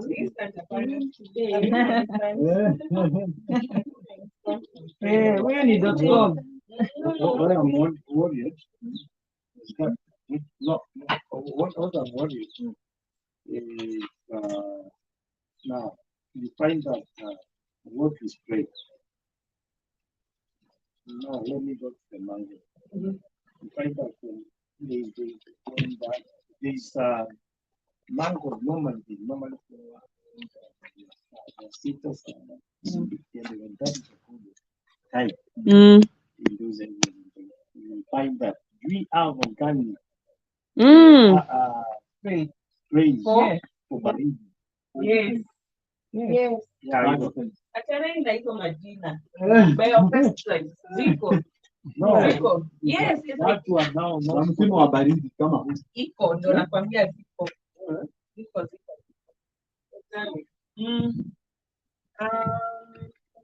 Yes, there are solutions. Trust me when I say there are solutions. Because let me share my experience. I lived in Zamburu for a year. That place had one big mango tree. That one big mango tree would get in 5 bags, one of mangoes. What was grown there at the base, takataka yote ya hiyo household. Inamwagwa tu hapo, inapewa maji. Over time, the nutrients will leak into the soil. It will be very well fed. It was actually a very huge tree. Then after that mango tree, now what was grown is lemons. Lemons also ward off very many pests. Lemons grown where around that. That one, that big tree. It's a very big tree. You can grow much under it. So what we grew under it was seedlings. Any seedling can grow there because you need the shade. Kutumia akili kuona what works there. Then we grew. No, not me. they grew lemons because they were already grown trees. Lemons and the lime, the other part, and different kinds of, no, those, okay, me, I found trees, I'm saying they. So I found trees that we would harvest from, and different kinds of berries. Berries also weighed off. And then me now, I was working under the tree, under the big mango tree. So there we, on sunken beds, we grew lots of vegetables that thrive in shaded. Most of the vegetables we thrive in shaded areas. Yeah. So that's one tree. It flowers once it's on only. Yeah, also.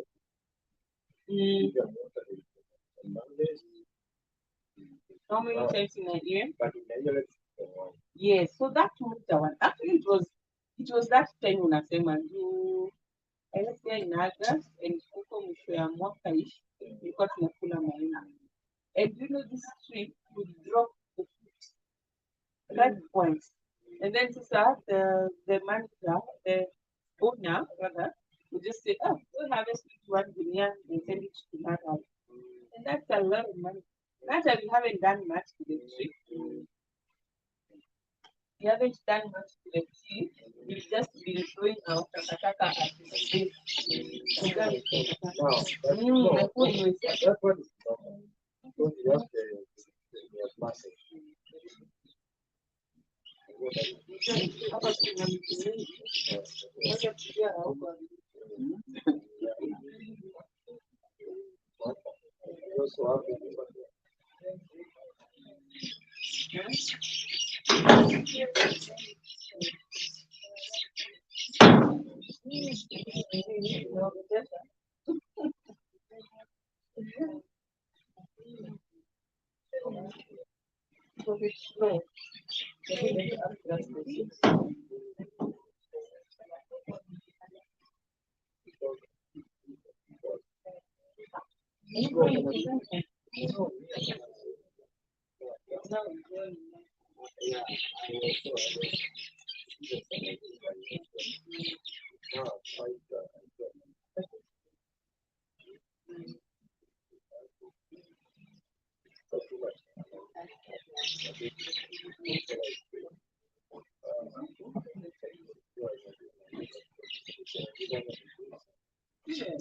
Nini hiyo?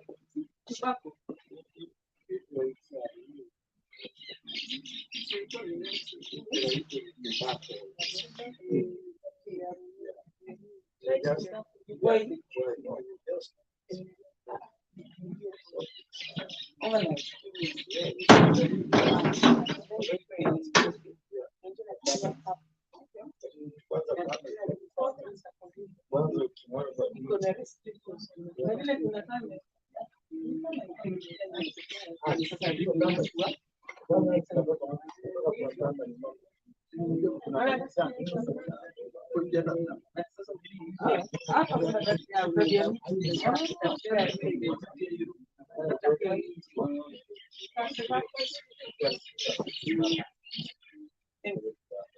So, yeah, added tobacco, it makes up a lot of this. So where do you get what is it called? What is it called? Tobacco is Ruben. Yes, sir. Mupagi, what do you call Mupagi? There's a plant that looks like bamboo.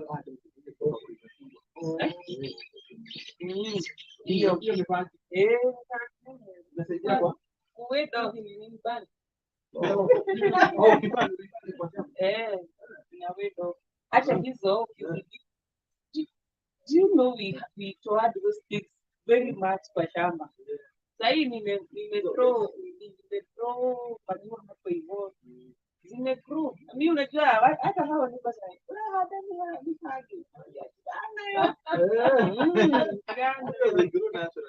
They grow naturally. You harvest them out in a certain way that you don't, not necessarily. Although you can even let it seed, then you shake off the seeds, then you fruit. You dip them in water for 8 hours, then you spray.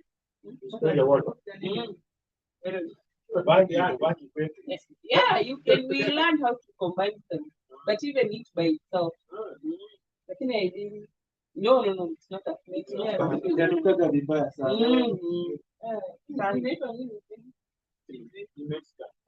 Mexican marigolds. Yeah. Yes, Mexican marigolds. You see Kolani. Kolani is very good. Like this is Kolani. So there's a question here. That when you have a large farm, composting takes long. But there are other farms that have major in composting, and they sell the compost at pretty affordable prices. Yeah. And there are so many forms of compost. And then also getting your veggies takes longer. If you have water, mine is green much very well. You know, it's a form of it's gated rural estate. I challenge the women there to stop misusing their land. Because I came within 2 weeks, my I actually had planted kind of flowers for us.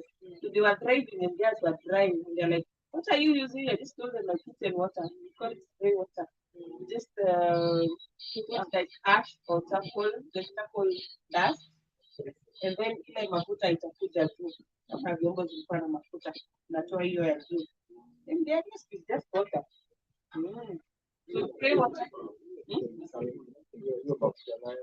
You know, it's not a gated, it's a rural. It's not, you see, yeah, it's a very rural. We live estate, yeah. When I say estate, these are family land. No, on contrary, but it's a family land that is fenced and gated. So when it has soap, you also use ash. So,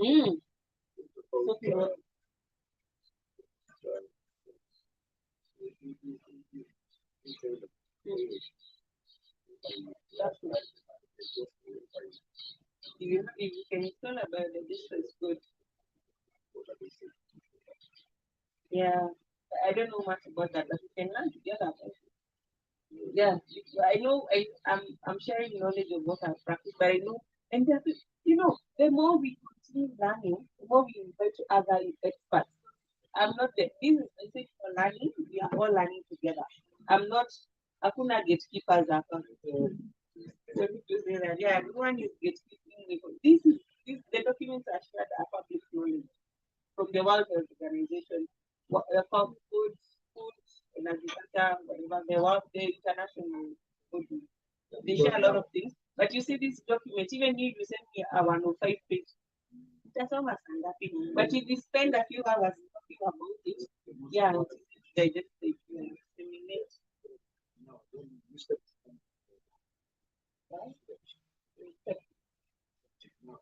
So now said, hiyo yote inaenda mahali register which is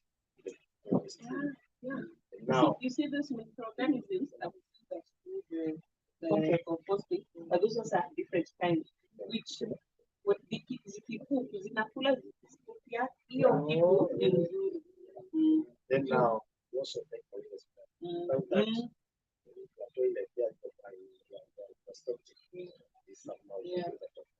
so now come here. Now you can buy that one.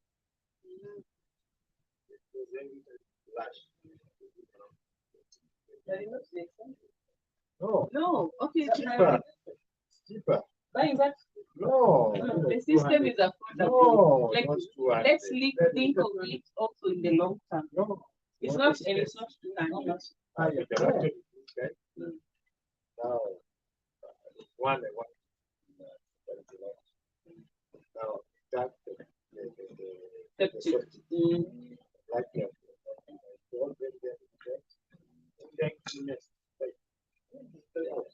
Okay, what is needed? 65,000, yeah? Yeah, that's like Do you need and that one is you get no, it's not deep.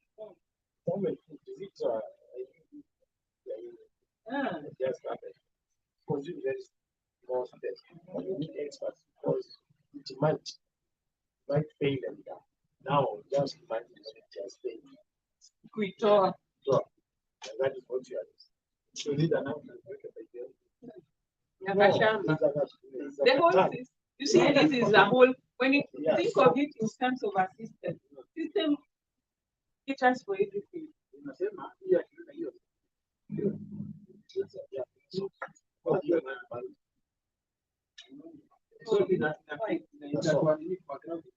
you might unasema you cannot use it as that.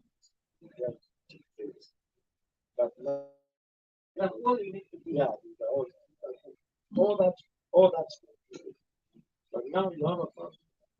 It's not direct. So what now? Let's talk about hey, you need to, there's something we need to change. KAPs. No, they say that. Sasa wewe unasema ukijua, unajua sewage yenye umekula sofa. That water, Ndio. you know, the smell is not But treated. no, Treated. umekula kama sijui imetengenezwa.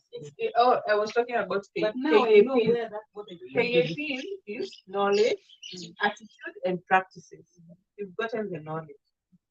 That's a good thing you're saying, but you need to unlearn, learn, and relearn. That's just knowledge. Then you change your attitude and you change your practices. This is the biggest challenge, even me and Dorcas, as nutritionists, that we face. This KAP. Knowledge, that's why we are here, disseminating knowledge. Then will help us to change our attitudes. Attitude is like, that's the attitude. You have gotten the knowledge that you can use a biodigester from title, and your attitude is wrong. Yes. Then you practice, because it's the only way we get to feel is if A and A have already been changed. Yeah. So let's go to how do I become an organic? How do I become an organic farm? You introduce me to those things. For learning. Or even in needs, bring them to talk to us. How do I become an organic farm? Next time, just tell me. This is good thing we've done in the first week of April. We should do another one first week of May. Or okay, like a major one. May. Or no, but this one is saying we should do it as often as we can. So because we won't finish this, just the introduction. So how do I become an organic farmer? You are already in step 1. Knowledge. Collect information. And this is one kind of information. Also information about your farm. How big is it? Yeah. How is the soil at the stage when you are trying to convert? Yeah. Do you see any worms and things? And record, document, collect and document information. See, when it started, I collected and documented my information. And when I assess you after 3 weeks, I'll have another set of information. When you have several of those kinds of information is what we call data. Then we do data analysis. See, these big terms people screw out that. They're very simple. When you collect information, you have a certain thing. This kind, yeah. Yes. There's a guide. Yes. Like the acreage, yeah, there is. And we can also develop one. That you should remind me. Put it somewhere in the group that I can, because I forget. Remind me. To do a what? Yeah. So you get the information, collect and document. And then number 2, try out the most promising practice on a small scale.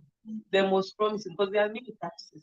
The most promising one could be composting, could be utilizing grey water with a biodigester or water. The most promising one. Like for me, nadhani nikienda shule watu wote watakuja wakijiji yote nikiwafunza. Yeah, because they have seen 2 months. I'm eating my own vegetables. My pumpkin is almost reaching the fence, the height of the fence. In 2 months. Yeah. Wow. Because I keep intertwining it, such that unajua make hiyo lazima kwanza ijishike and then it fruit. So do the most promising one and then continue implementing organic practices in the whole farm. Implement organic practices, that's number 3. Implement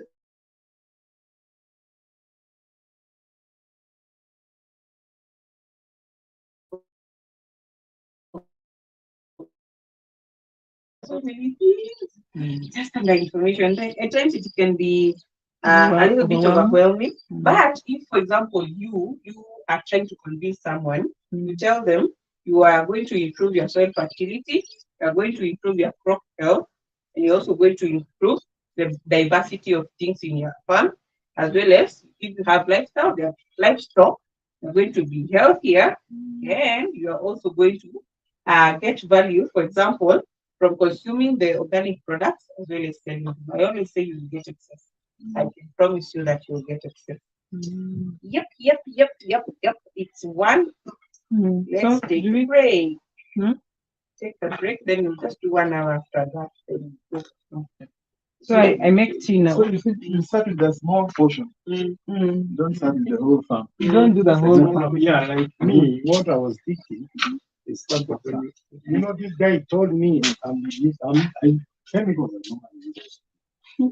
You. Yeah, How big is the farm? I'm talking spray now. We are talking 200 plus. Wow, those are amazing. Then to spray to make it rain. You know, you spray in fact in water come on floor. Hey, the pesticides. Yeah. Wow. Yeah. Now this guy told me about the usage. Now I've started trying on the already. Now decided now to take like 20 of them. Yes, it's ready to go start. That now.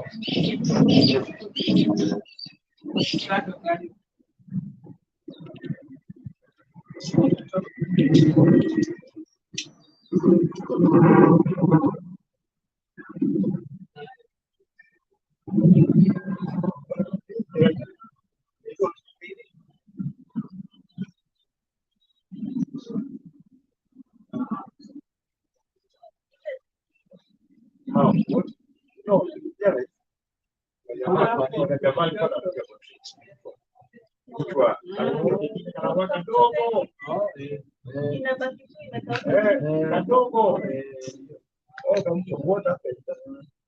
this guy who used to come and Nara mnaambiwa hapa na Esther.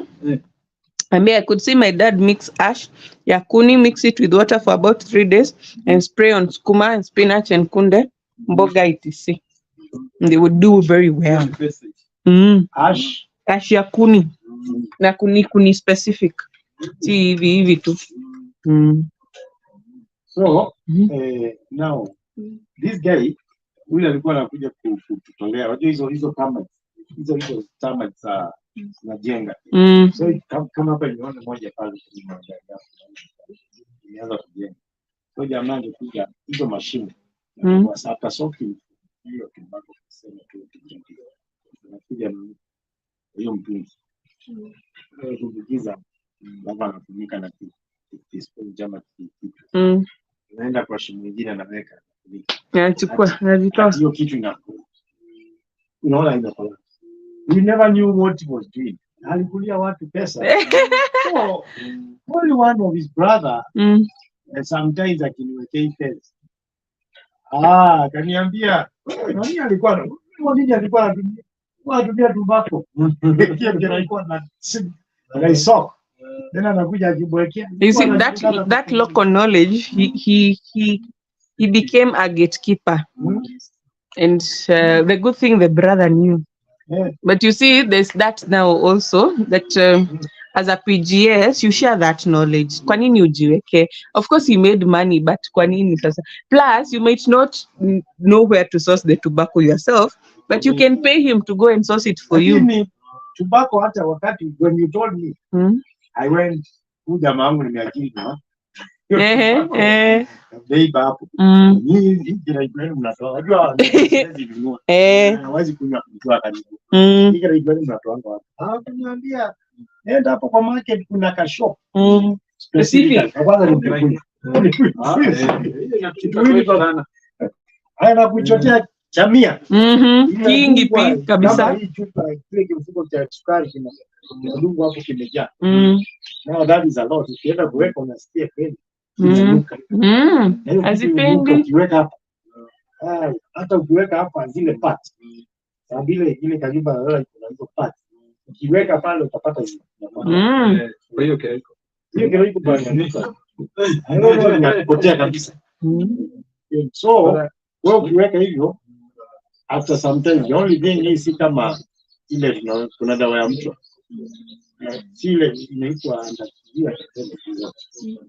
hiyo saa hii no graduated recommended not for hizi filter ndio hapo zio kwa hizo inamaanisha zitabaki kwa hiyo matunda.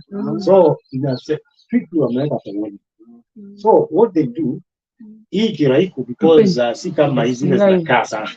So after some time utakuwa na because what expensive utakuwa naweka na after some time unaweka mpaka mti ukikua is not problem. Huyu mara mwisho anasema tupike hizo shamba sasa kwa msonga nani charity they are really nutritious support. Do you know JKUAT are doing a research on termites? JKUAT and crickets. Because that's what I was and really can't go. Crickets. Hizi mbaya hizo zinatoka wakati wa mvua. Nje crickets ni ile inatoa ka sauti ya black. Ndio ka sauti. Still zinaongezeka. Hata hizo kuna mtu hata hizo za mvua kwanza hata hazishakuwa. Hiyo ni product by itself. Hebu uliza Dorcas. Product development. Zinatoka kwa shule za kama. Dogo. Kwa nini? They are different from zinakulwa na wabaluya. Hizo zenye zinakulwa na wabaluya zishapekiwa product na JKUAT na this agricultural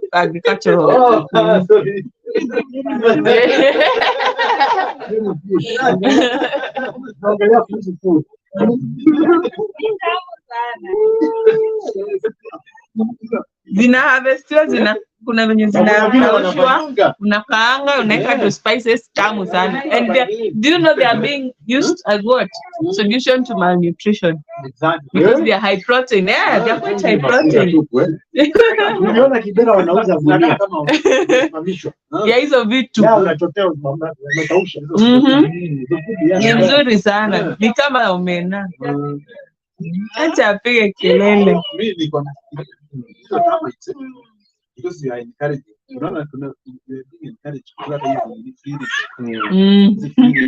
Chicken. Oh yeah. They are good. Let me tell you something else. There are people who are putting black soldier flies. These are black soldier flies. First, they eat the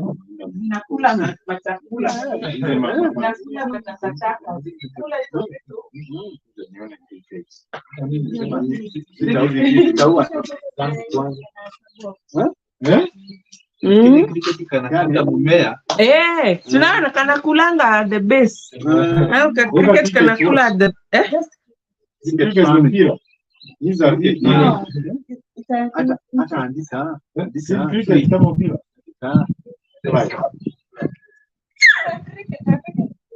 it's an insect. They are high proteins. Kuku wanapenda sana. Actually zikienda kuku zipate hapo kwenye zinatokelezea. Hata hataki kunyonya. Haya, angalia watu. Wow. Si kitu na kujanga wakati mkuu unasikia. Ako Kenya kana make. It's a high protein. When you try it, and they also make you'll be like China. Yeah, they have seen farm. You're going to a cricket farm. Yeah. And right now it's so popular. Yeah. You cricket JKUAT are doing a lot of things. And look, do you know very simple? Malinivienda, it was just like a small space. A small space. Alafu imejengwa na concrete, then glass. Then anaweka crates for mayai. Then that's it. Anatupianga tu like fruits. Those crickets. Mm. Zinakula fish. Yeah, the people and families. Oh, ati zinakula nini? They feed on Fruits.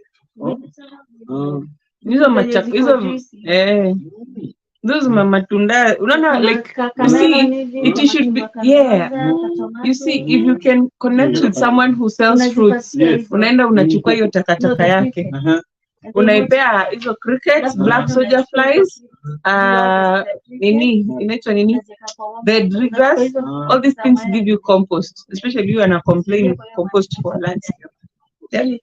Yeah, zinakula hizo mauchafu, zikipoop yake ni mzuri sana.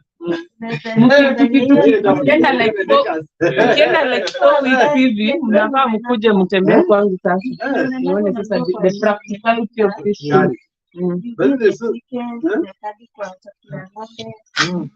think nature has given us, Lots of solutions. Lots of solutions. I think now we're going to change our quality in our crop feeding system. Yeah, because that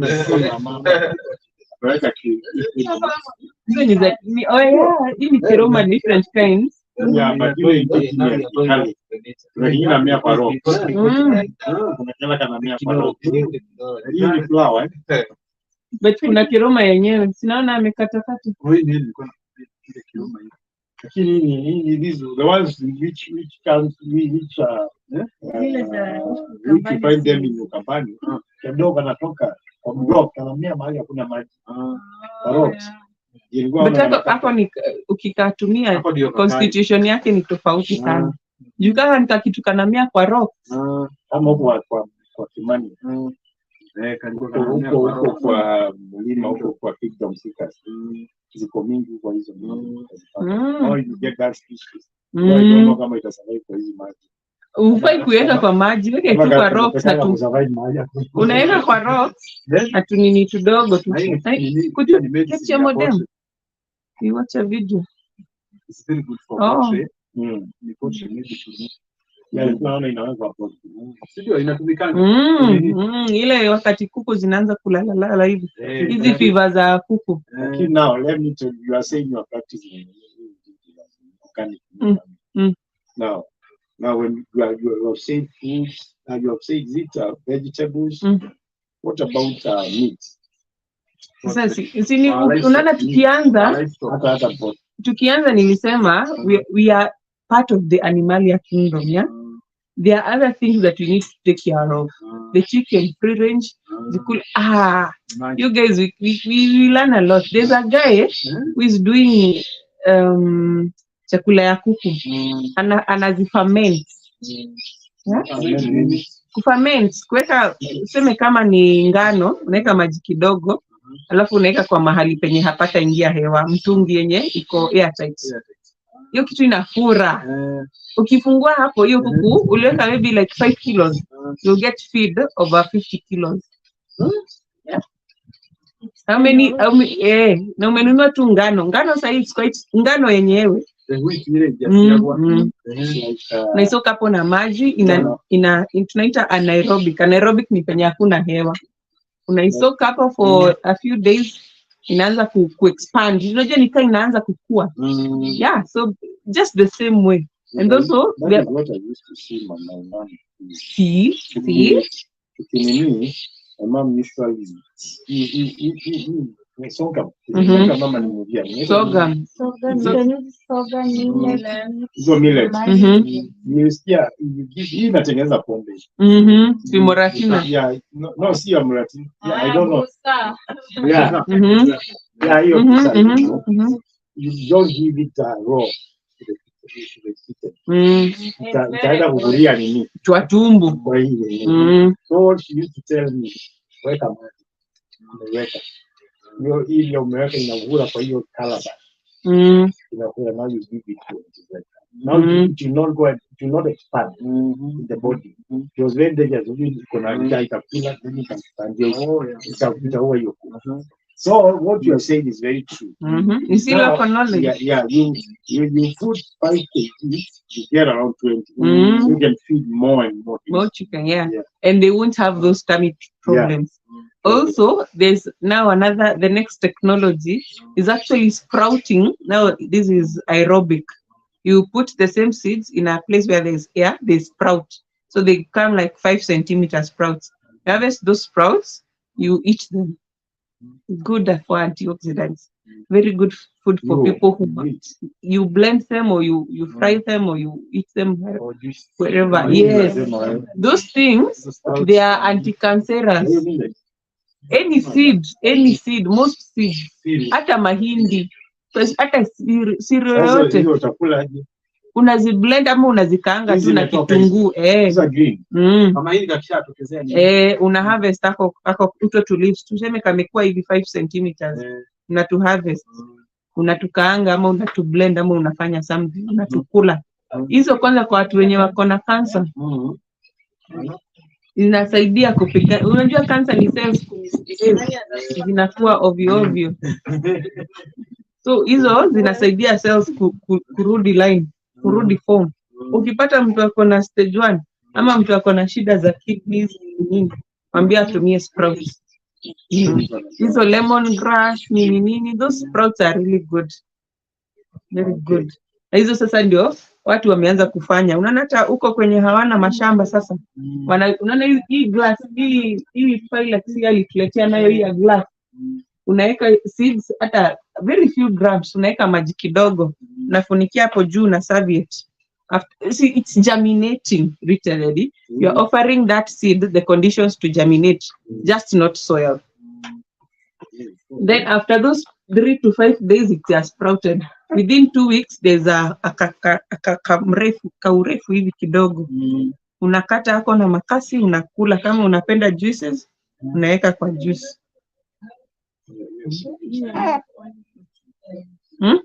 I've done that for chicken and goats.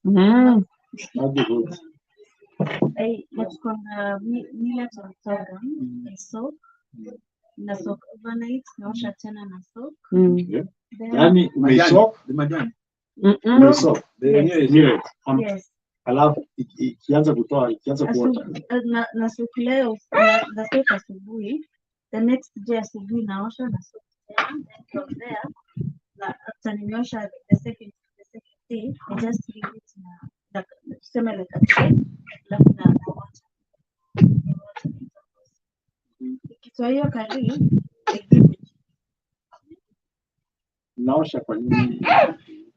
Ni kuchange tu maji. Juu hiyo maji, unajua maji pia iko na nutrients. Utakuwa tushakuwa exhausted. Sabitu wingi. Ready and give us the cups.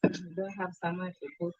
Even me, I eat kitungu from water. The green kitungu, I plant mine in the window in the kitchen. And I check that. No.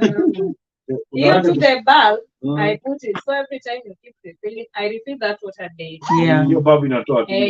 Sprouting. So I just touch them as they continue sprouting. The reason you change the water, it gets depleted of its nutrients. Yeah, so I keep refilling. That's hydroponics. It's another technology.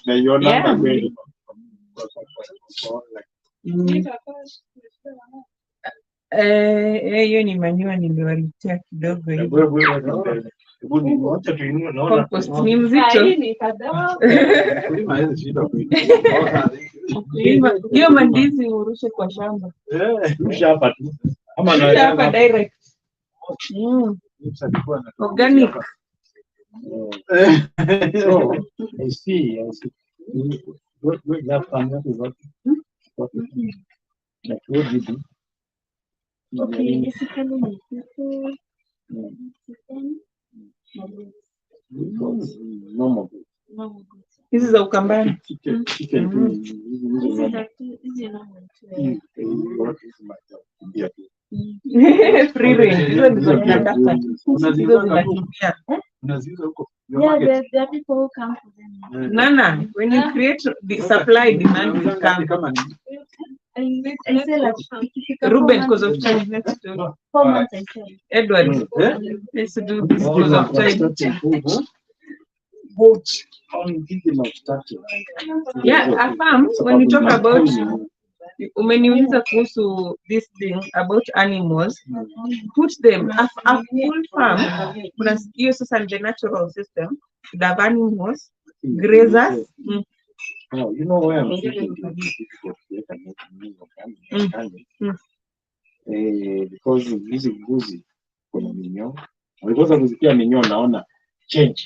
Yaani Ziko na ma solutions. Kwani zenye ziko Samburu zinapeangwa dawa za minyoo. Hizi Wamasai wamejua ni nini mbuzi. Wanatumia zile tu zao. Hizo zenye wanazungushanga huku. Ukipata yule mzee au wazee wananiambia tuko na mti wa maziwa. Si ndio huo mti? Huo mti wenye wakichukua matawi wakipea ng'ombe inatoa maziwa mingi. Wao unajua huongea. Sasa huko na baraza mingi sana. Baraza za Wamasai ni anywhere na vijana wataenda tu wakae hapo nyuma yao as far as hawasumbui. Oh, I brought you hibiscus. Oh, that's a finish.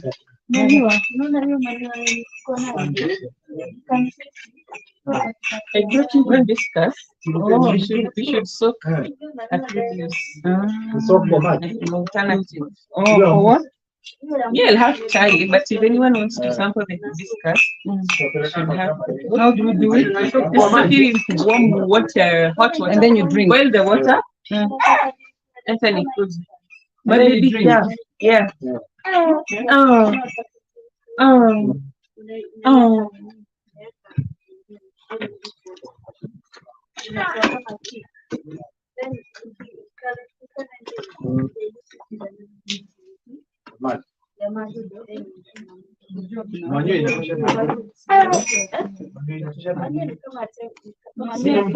Oh yeah, that's the manure tea.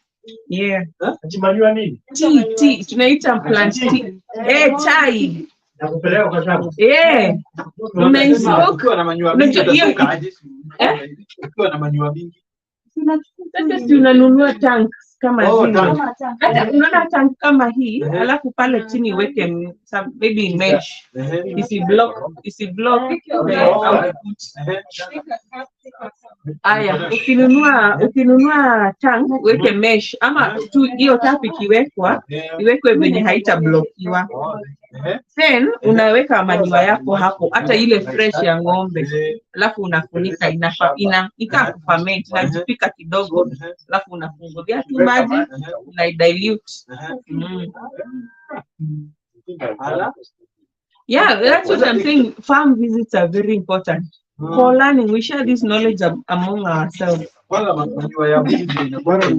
Wewe.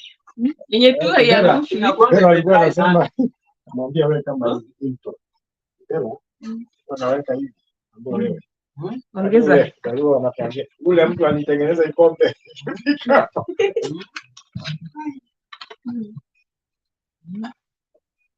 Began.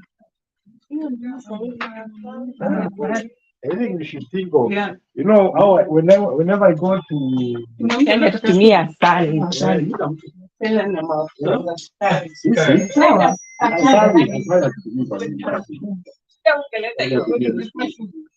No, it's expensive.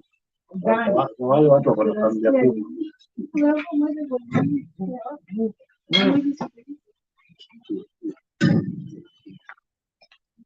Majani gani na sukari? Ndio naona hii majani ya mamlaka mingi. Mamlaka mingi. Na kulanga ni toke. Asikiwa na hibiscus amesema kuna hibiscus ni. Ni kama hata kahawa. Mimi like I control ikikunywa asubuhi only 2 cups na day hichi hapo ama 1.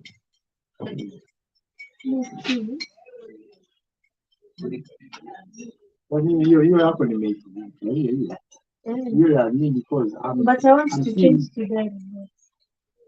Yeah, utauza maziwa Because Makindu, nimesikia kwa nini hiyo mimi niko na hizo taifa tu. Sikwaje? Si mbaya, like for me, like for us. That's fine. Oh, yeah.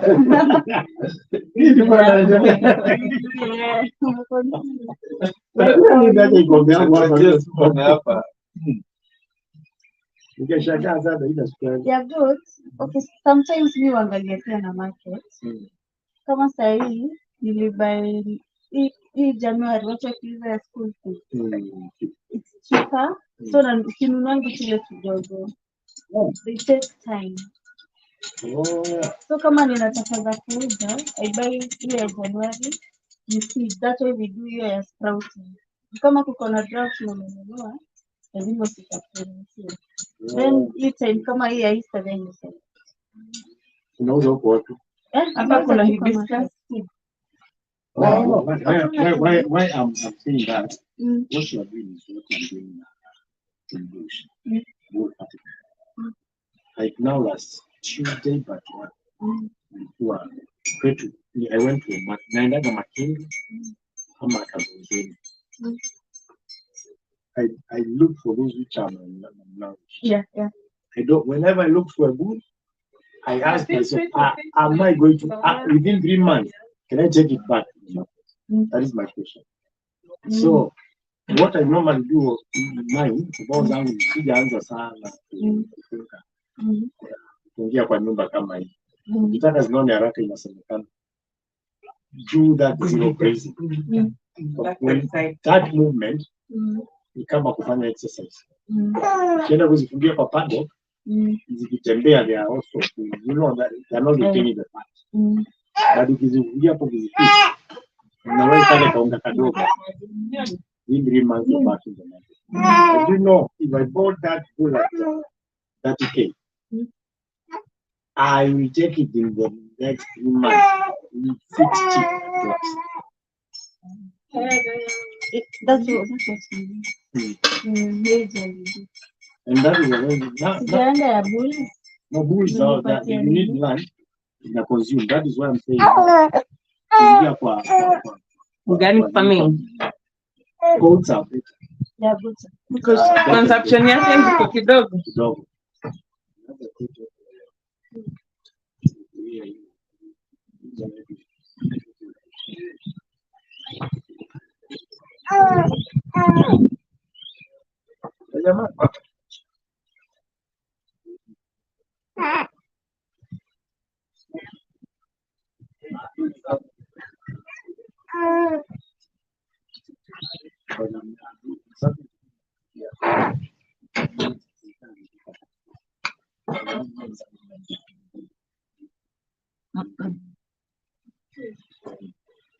You know, lost that.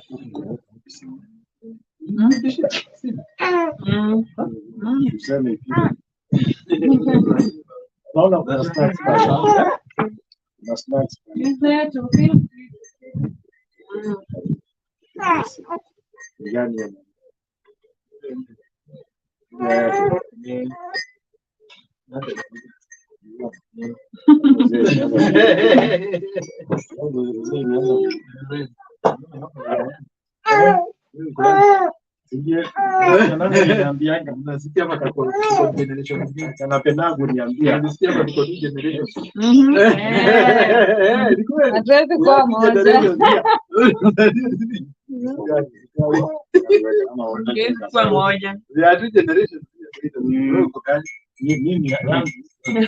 know, generation are 10 years. If you are older than that person, 10 years. You cannot be like.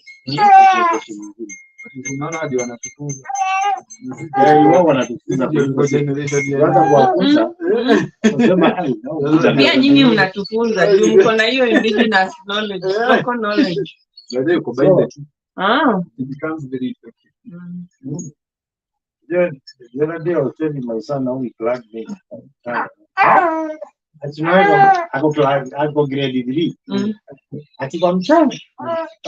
Yaani kama ameshangaa sana. Wewe check them. Ushangaa one. Practically vile mama shushu anafanya. Yaani alikuwa ati kwa mchanga. Alishangaa sana. You know, we used to joke.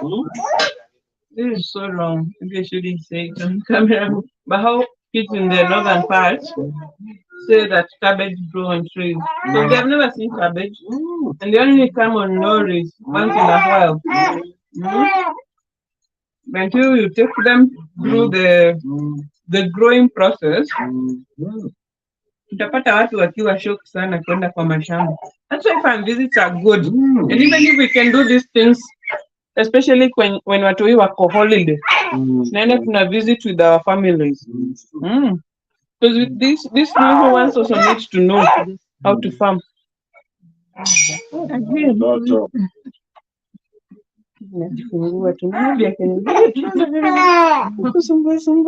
Hi Mbula. We are having lunch. There are people still online, coming in and leaving. Moja.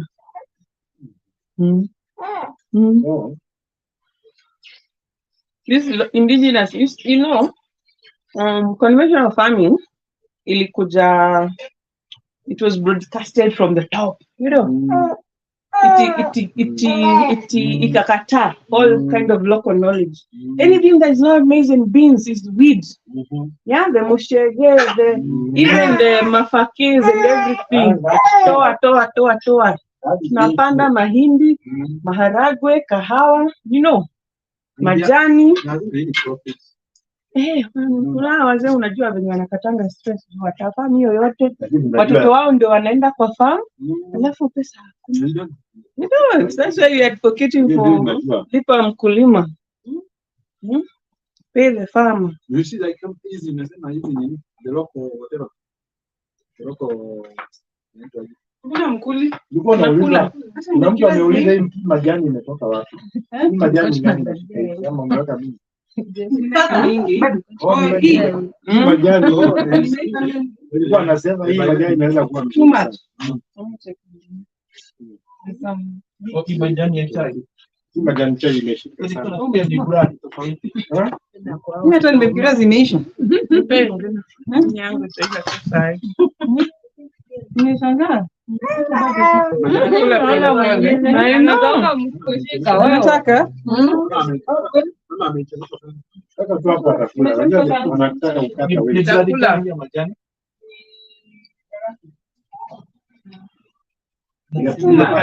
Lakini nimechemsha. Nilipata customers walikuwa wanasema hii brand nataka. Nikuchemsha sana kuweka bila. So you don't like a lot of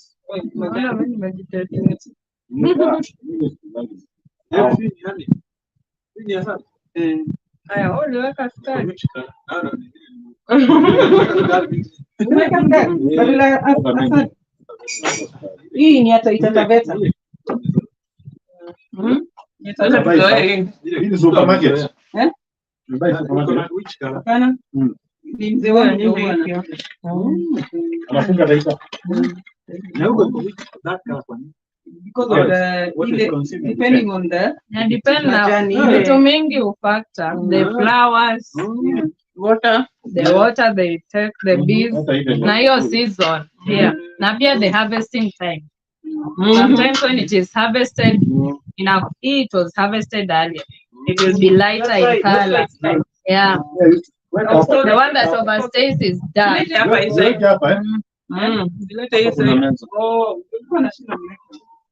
My grandfather nilikuwa nasikia akisema hiyo asali itakuwa hii color. So I was wondering how was it? Kumbe kuna mti fulani imeflower. So hiyo imeflower white. Kuna ile inakuwa nyeusi. So they are very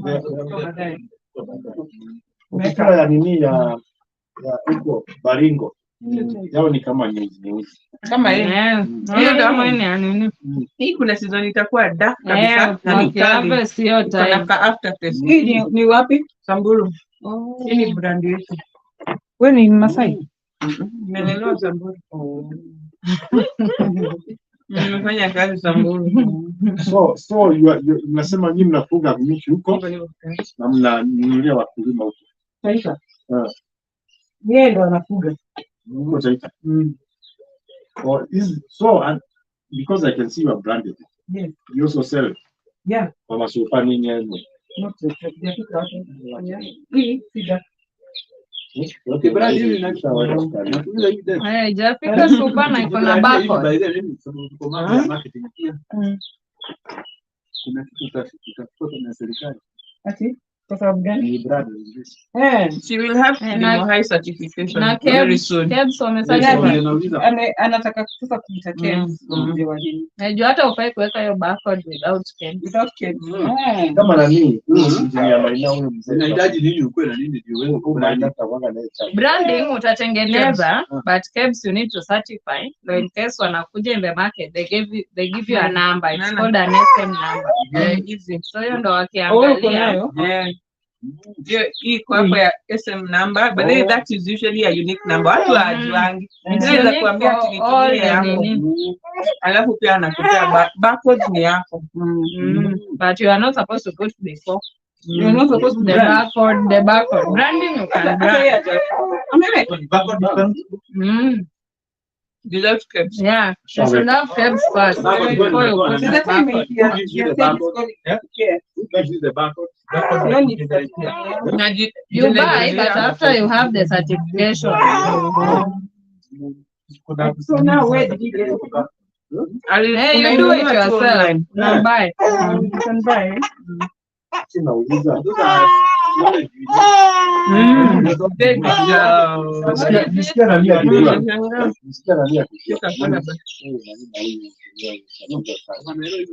Anaelewa sana.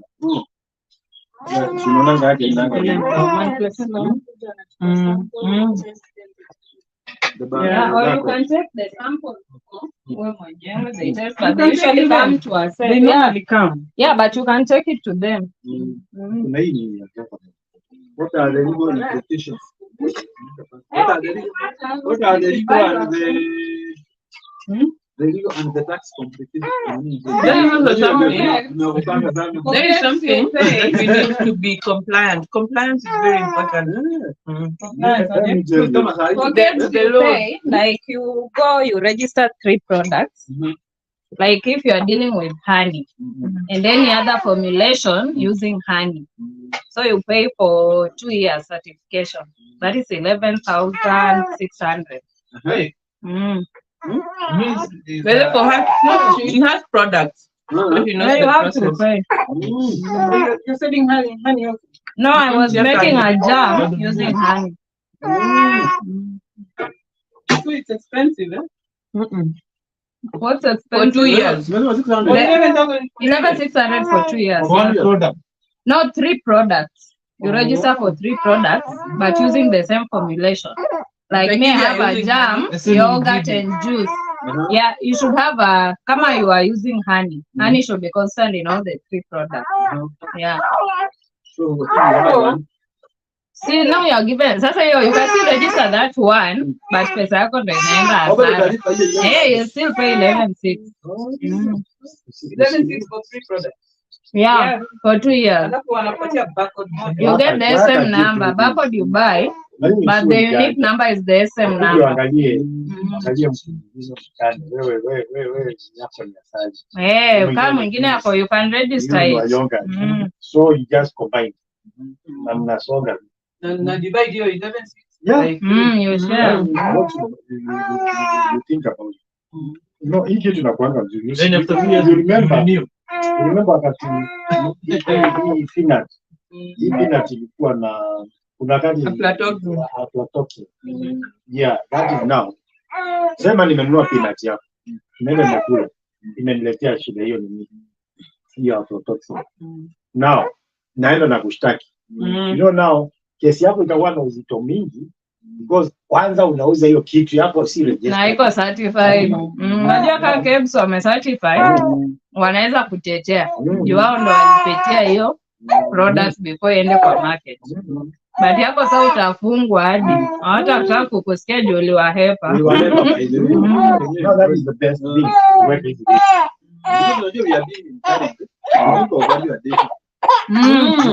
Na wanajua hiyo route watu watakali kwenda sana. Nini?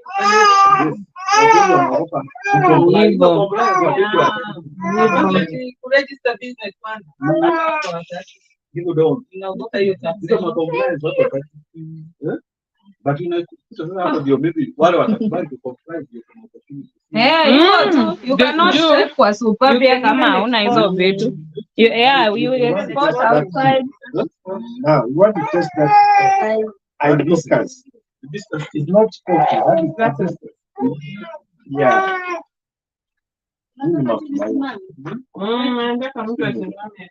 Hata kutembeza yani kunywa chai. Mimi nanuanga na sahau. Mimi nanuanga nikasahau kwa nyumba. Mimi kama bora leo nini chia vingine. Sasa every time you should remind yourself I need to eat healthy. You will get there. Wakati najua kwa jiko ndio hizi vitu za uweli nini.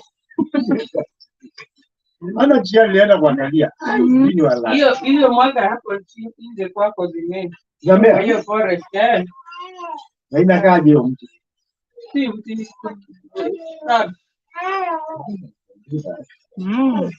Mwaka ime. Na kwanza huko juu ya hewa.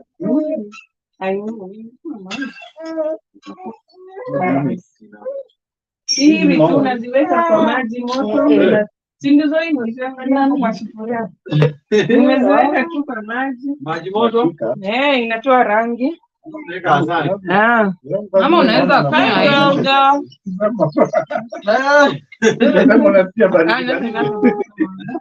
Oh, here. You're still. I need them. I need them. Lakini pia uko, how is your pressure? Wako sawa. Because it helps a lot in lowering blood pressure. Sasa ikiwa low, it's not good for people with low blood. Haikuwa yote, yenyu yote ilikuwa sawa. Hakuna mtu hapo chini sana.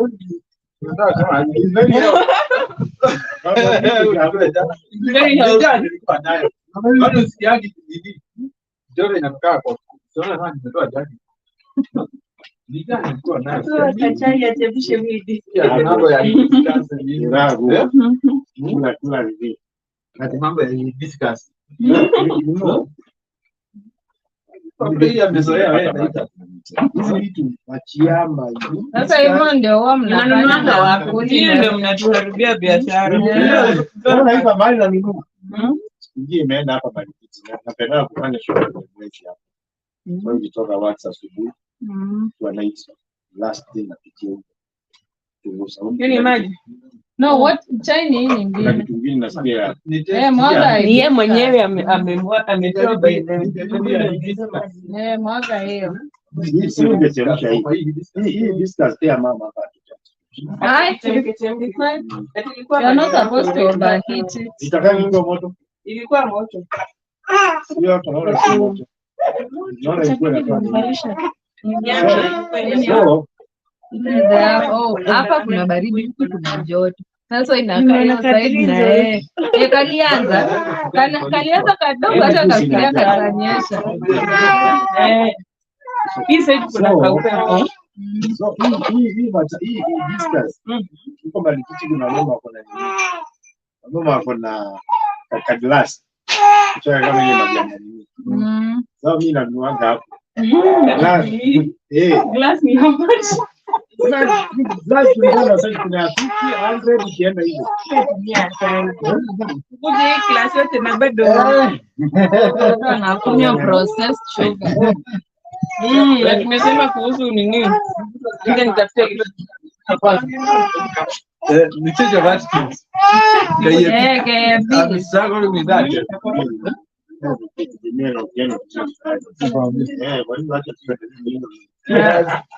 It's a process.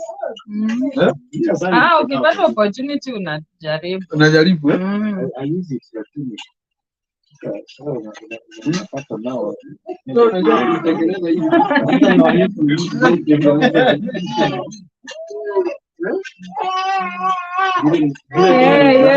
Yeah. Why you crying? Yeah. Naona mafansi wa sasa bado tunavunja mifupa. Tukule hiyo tunakule health.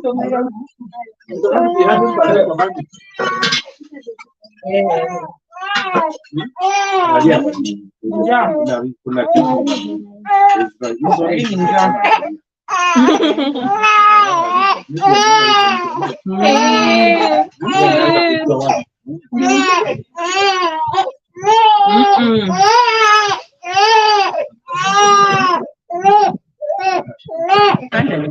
chakula kwenye ziko.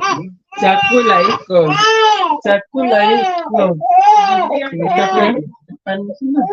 Chakula na pia. So yangu niweka hivyo iko. Hivyo.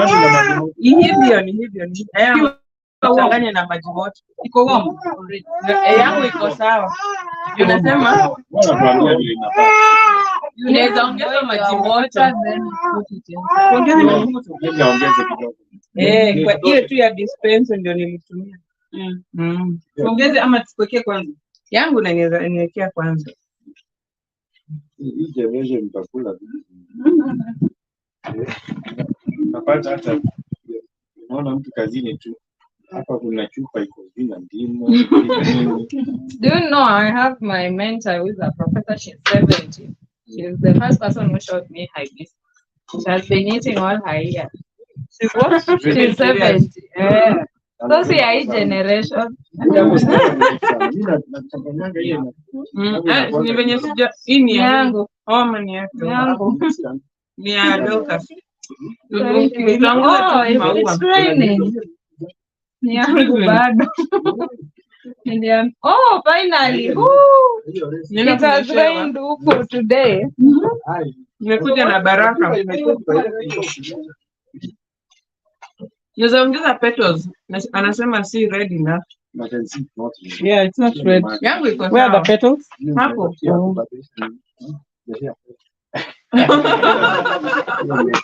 Tutakuletea guys.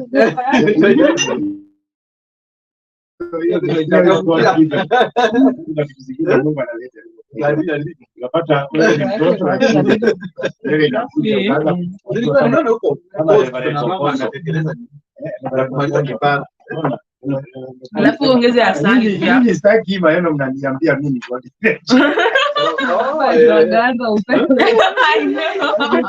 itasaidia na nywele.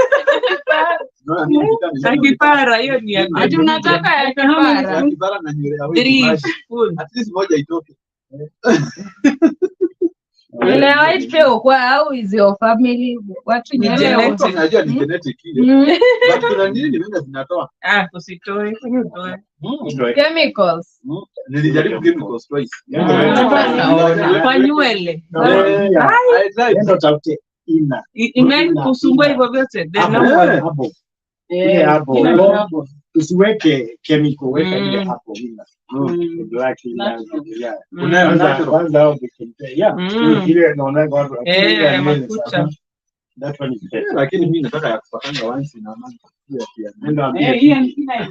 Utachanganya itakaa. Bibi atakuwa na mpaka Kamieni anafaa nini alafu. Na kuandika kitu hakuna vitani huko kumepata hizi. Weke. Bado iko on. All the time. Wewe tunaongea hapa tunaona hizo. Hiyo maneno yote. Maneno gani? Ufanye nini? Hapana. Sina hiyo ni sasa ingekuwa yangu ingekuwa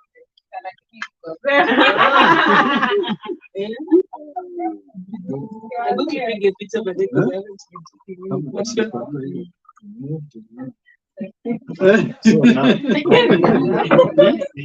Is it red? Is it better?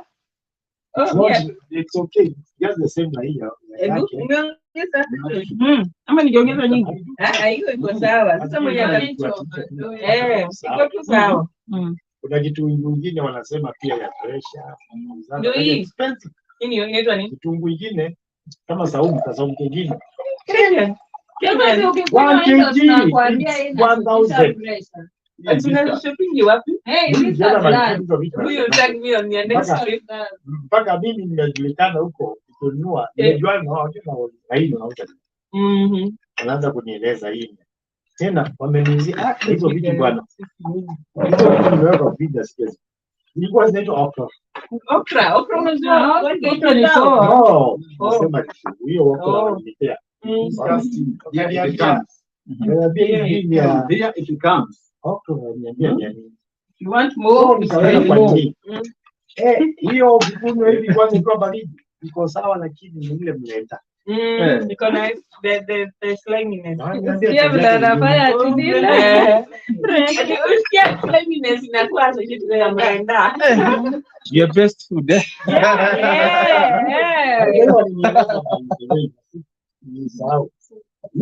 Kuna namba ya hao watu wenyewe wanakuletea. No, see, I'm just I know, right? Go collecting numbers so that you can visit them specifically. They are there. There are so many. Bwana tu za kuwa customers. Mtu anakueleza mimi naenda kwa internet. So, unaona ukakunywa juu ya benefits. Wanaangalia hiyo benefits. Lakini mimi I'm not taking them because I'm sick. Yeah, the good preventative medicine is the best medicine. Bro, bila sahau. Sasa zinakaa kwa nini mpaka na hizi vitu zako? Zinatupwa. Kitunguu na keka hapo wanakuja wananiambia. Pata walipika kitunguu yangu 1000.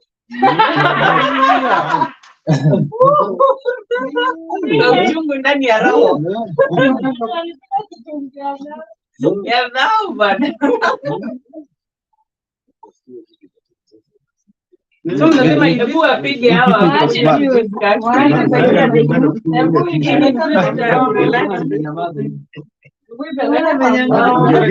Kale kalimau. Haya wote mshike hivyo kwa mkono.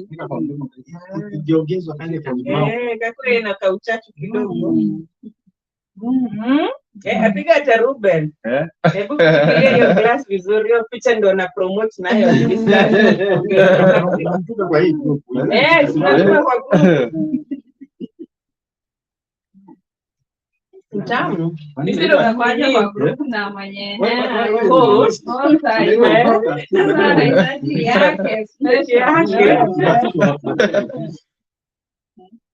Si juice. Why is it disgusting not juice? It is juice, because especially if you put it with the honey for longer. Wewe nimekulaga. No, ni season. No, I'm married. Ni season. Especially mvua ikinyesha. Zinakuwa mob. Ndio na ng'ombe. Basi tunasema kuwe na biodigester. No smell, no flies. It doesn't have. Hata sijaona umepanda zile kanato ni rosemary. Kana kukuza kwa nayo. Kana kukuza hizo. Nitawaletea. Mimi nilipanda tu kutoka kwa soko. Please visit me soon. But after we have gone to all your places. Ama you come so that you are you guys available tomorrow? Tuendeleze hii masomo kesho. Kesho nafanya launch ya ofisi yangu huko kwetu. It was on 13. Next time I think And you come with your kids. If it's a place like this, we can look for a way to maintain the kids. As far as hatukusumbui sana, kuja na yeye akimbie hivyo, namfunza kutokanyanga shamba, like my boy knows. Ubaya wao watoto wakija hapa, hawezi kosa kuleta sana.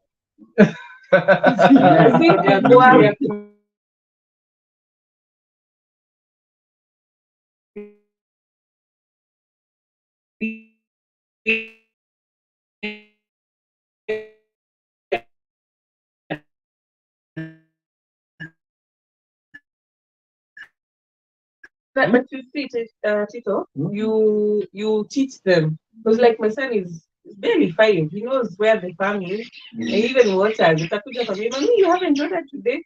Atupe karaka bucket. That's what I'm saying. We teach them. We teach. No, it's not. Are you here to visit? You're here to stay. Yeah. So he keeps coming with them. By the time they're coming for the third time, they know this is a farm. We don't pluck things. Like what I can see here, I saw Elder Veronica. Hiyo kimti kiko pale. Kimetumwa jana kwa business forum. Hicho kimti business forum. Ile iko na red. Si ni kimti hiki cha pili. Hiki kinakaa, let me see, it was kinakaa maua ya yellow. Kuna kimti cactus kinakaa cactus. Unaona jana yeah, but they are promoting a certain types of cactus. Wacha kuonyeshe jana nikiona. Iko na yellow. Not that one, the other one hapo hiki cactus. Oh, hicho kinakaa tu. Nikiona hapa jana. Kinaitwa aje? Kielezo na jamaa mwingine hapa. Akasema iko na monkey. Au kuangalia kiwango na wao wana kwa business. Kwa business kuna business huko. And we should remember a group photo so that we can have a photo for the next, to invite more people. No. What time is it? We should do just one more. Yeah, that's the that one. And it's very expensive. This one. Yeah. For business for. Yes. Ile uko nayo wewe tayari.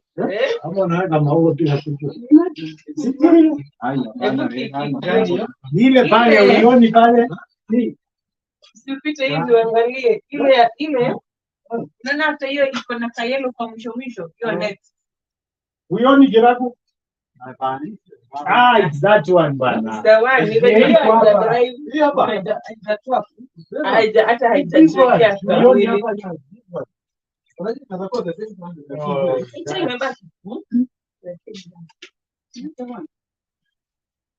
What is it? Not this one. The one, even ile yake haina afya. It's the yeah dead haina afya. Dragon fruit. No, the longer it is, that's it. Matunda yake.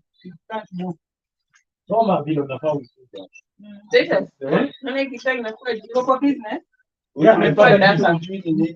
Ni bawa. Naona this is how kama haya, kama hivi haya inapigwa huku na mbopanga hizo. Hii bado hii.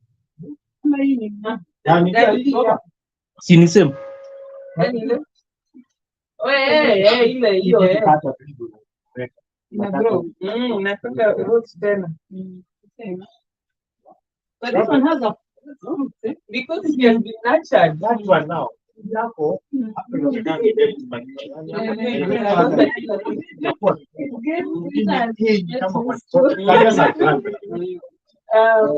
That's why it's doing when it becomes a juice. The longer it is stays and sticks with the honey and everything, it becomes red and sweeter.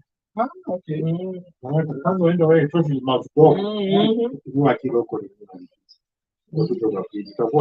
The next Marikiti trip, you invite me, I come with my camera. No, we don't go. Okay, just see. Yeah. Oh. There's something very short I wanted to touch on. We can't do pesticides today, but I'll share information on how to make. But we have already talked about those things. We call them plant teas. Soaking those different things. Even neem, marugoli, and even the powder with garlic. Yeah, so good. Actually, that may work very well. There's something really I just wanted to touch on them because it's already too. Yeah. Because your safari za kurudi makwetu.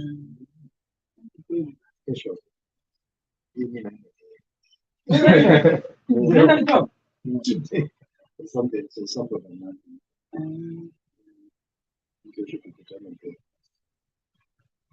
breakfast.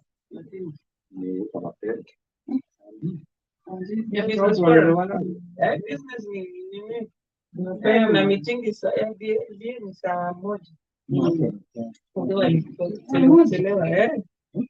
Juu na hiyo saa hiyo ni Saturday. Any day of the week.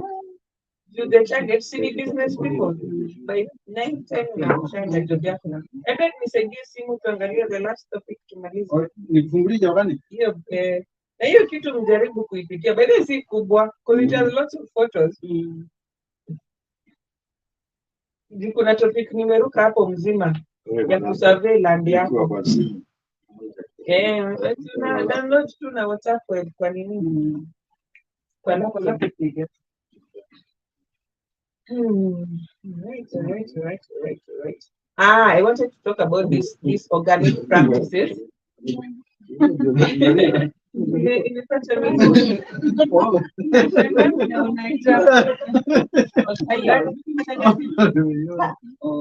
Organic practices.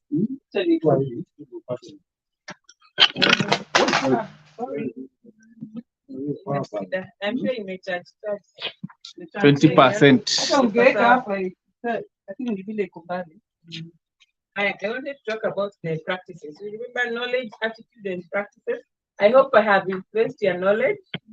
I'm changing it, and you will implement some practices. And they are as easy as this mulching. Nimemwelezea that mwembe. Mulching, that mwembe, we just throw our food. We used to throw food waste there. Ukifagia compound, weka hapo. Acha kuchoma takataka, weka hapo. Ukifanya kitu ingine, weka hapo. Ukifagia jikoni, kuna kaash, weka hapo. Mulch. Then intercropping. This one is expensive because even for you, you need to do better intercropping. What do I add? And you Mahindi. Yeah, but you can plant them so that they don't. You see also planting something like sunflower in your maize or millet in your maize. Okay, it's unfortunate that we intercrop with sunflower instead of growing sunflower and intercropping with maize. Because, as I said, nature is the wisest. The fact that birds will eat sunflower and not your maize shows that the nutrition content of sunflower is higher than maize. Yeah. So things like those. I have planted one sunflower. Those are also things depending on your space. You don't. Oh well. Sorry, you said you can plant sunflower and intercrop with maize. But if you want more maize, as you said, people love githeri. You can intercrop with the sunflower. They won't eat your githeri. They love sunflower, so they won't eat your maize. Your phone needs something funny. Oh. Okay. Remember blackout? Oh wait. What did I do? I think we did my ad. I'm trying to go back here. Just come back, I think. So intercropping, but kuna foods. Also, there are some plants that we call guzzlers. Inajipenda kama spinach. Spinach will eat. Guzzler. It will a lot of nutrients. Yes, so you need to. You can even interplant it with a bean. Different kinds, yeah. Because the bean will fix it nitrogen for that spinach. They will all rise them. Yeah, but it's okay. They will. If you have an idea for commercial, look for what they eat and stop eating your food, the one you want to sell. Birds and monkeys. For example, you can plant maize for them because they eat the maize. Before zikuja kukula huku chini your tomatoes and cherries, it will take some time.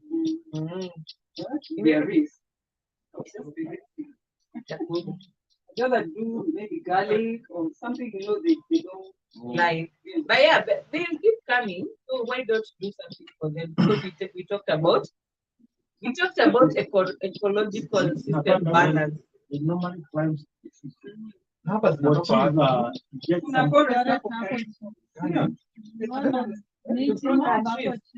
not true. Yeah,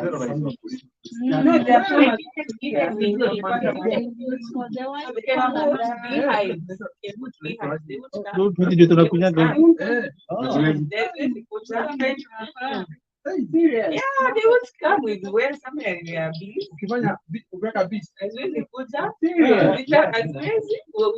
Unaonanga beehives.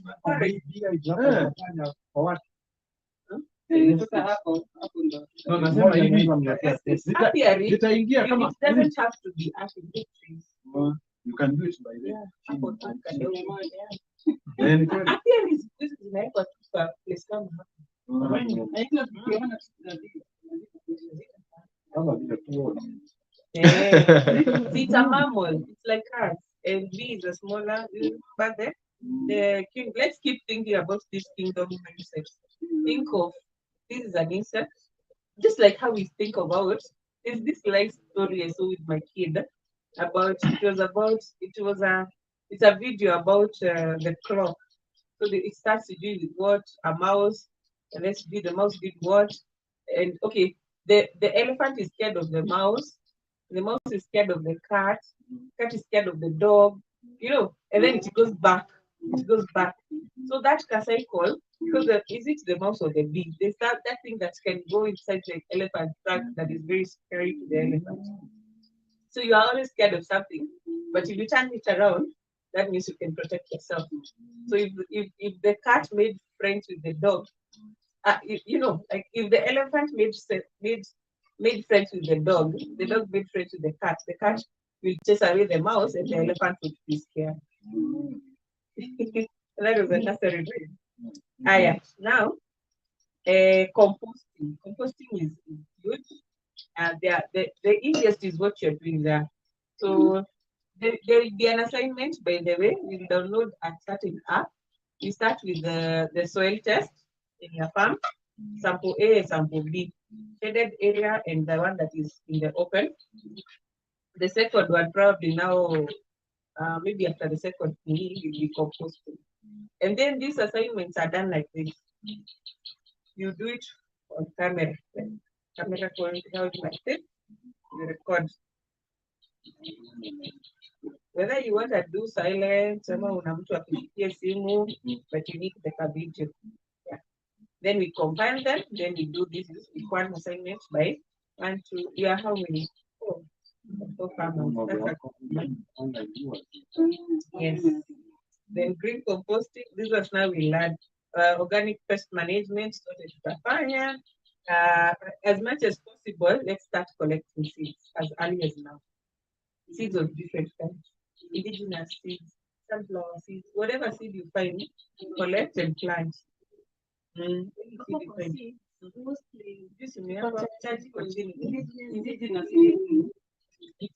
But let's start so that we realize the chemical.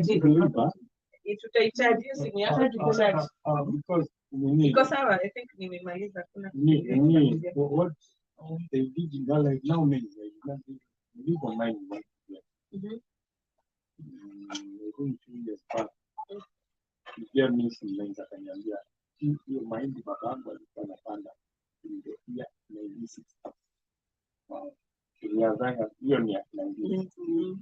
So I'm now imagining now the text na hapa ndani ingine tayari adapted this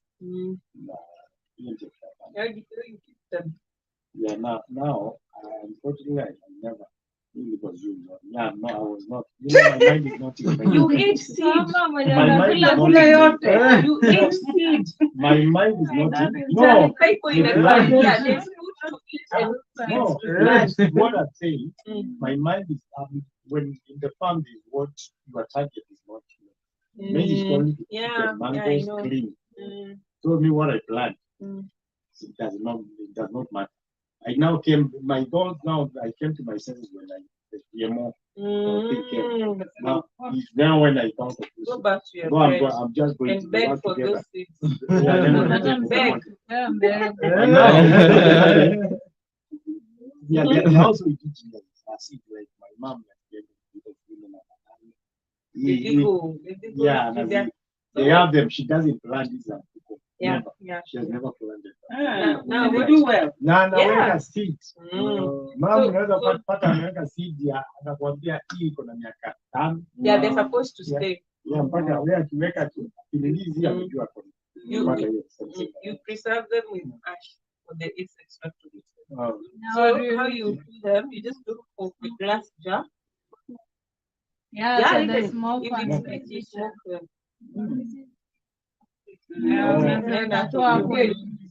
Yeah, that's a form of preservation and drying. Yeah, hizo nini. So you just good wood ash. Ash yenye unajua imetoka wapi. You can even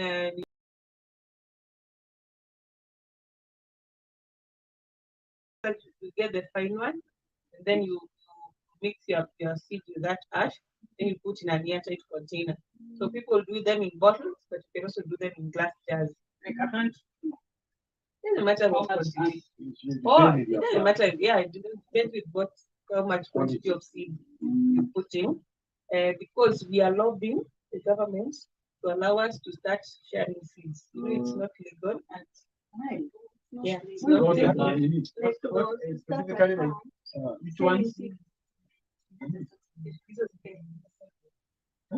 cannot just sell that way. Yeah, I can't tell you a mango tree.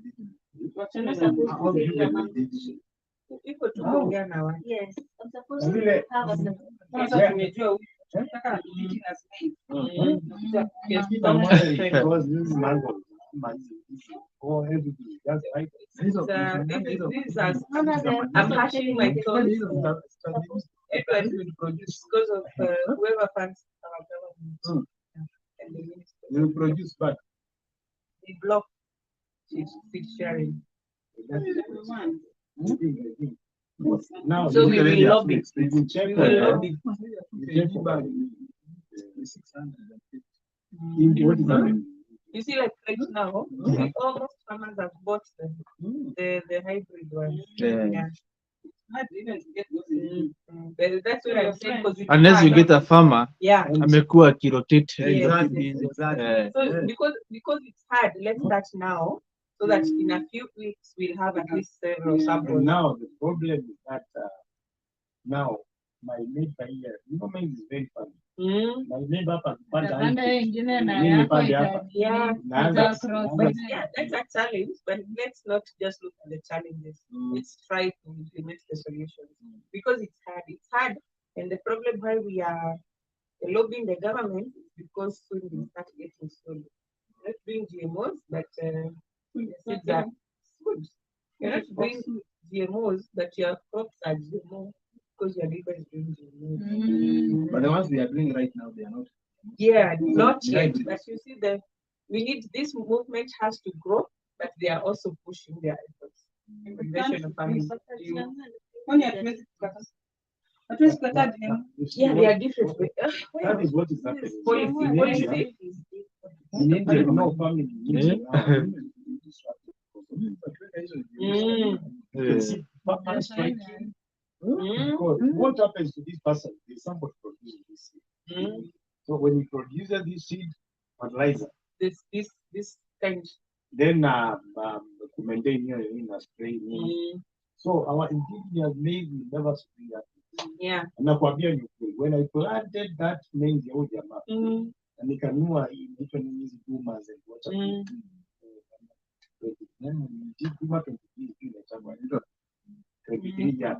Ukipanda hiyo mahindi ya Duma wametiwa sana. Kija hivi katapila inaipenda inaikula Inakula hiyo. hii Duma. It's because also I think the caterpillar like the soft. Yeah. Then Then ni ngumu. ukija drought naona kale hii ni nini indigenous Inasurvive. hii ingine I inalemewa. like your experience. Yeah. Experiential learning. So unapata yenyewe hii Duma inapenda sana na wadudu sana. Can't believe it. Na mbona wanasema Yes, it's the final stage. The final stage of cancer. Na watu wanajua gunia the 90 bag ukipima normally na macho Duma is very light. Ukiweka hii indigenous itakuwa 120. Ingine itakuwa So 90. it doesn't retain water. It is not good. Then mamangu wajua mimi sijuaje gari tamu. I don't know you gari tamu na nini. Yeah, it's very sweet. The other one is Mami very akiniambia, yaani nasikia kibonga akisema ati hii mbaya wa hii ni haina tamu. So I just wonder hata ukichomewa mahindi ile roast ile just here this one imenyamaza kama Wanajua ya Mungu ni origin. Yeah. That one Mungu ni has tested. origin. So these are the things now. What do I in Nairobi? No. Enda kwa supermarket ama wapi Kwa agro. yeah. So your assignment is to go and look for those things again. Who else will say? Let's start seed saving. At least there's the seed savers network.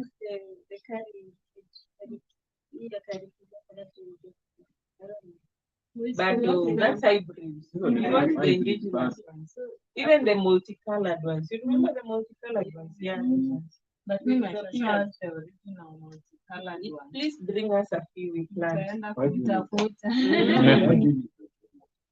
That made it very sweet. Very sweet. Very extremely sweet. The color yellow. No, it usually has iguana blue, purple, maroon in the same color. You never see. Oh man, it's so nice. That made it very Because if you do the nutritional composition of that one, very nice.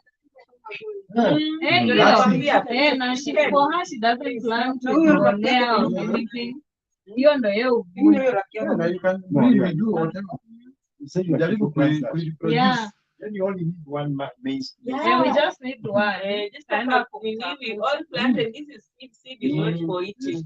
Seed is not for eating. Yeah, my dad will tell you that's suicide. That's how we do it. That's how.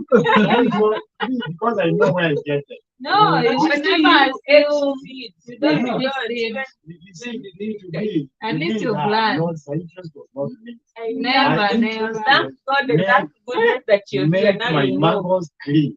All plant, I have to plant. Now you know. Space. Never eat seeds. Even if it's very little. Yeah, so those are things we need. Those are the practices now we're talking about.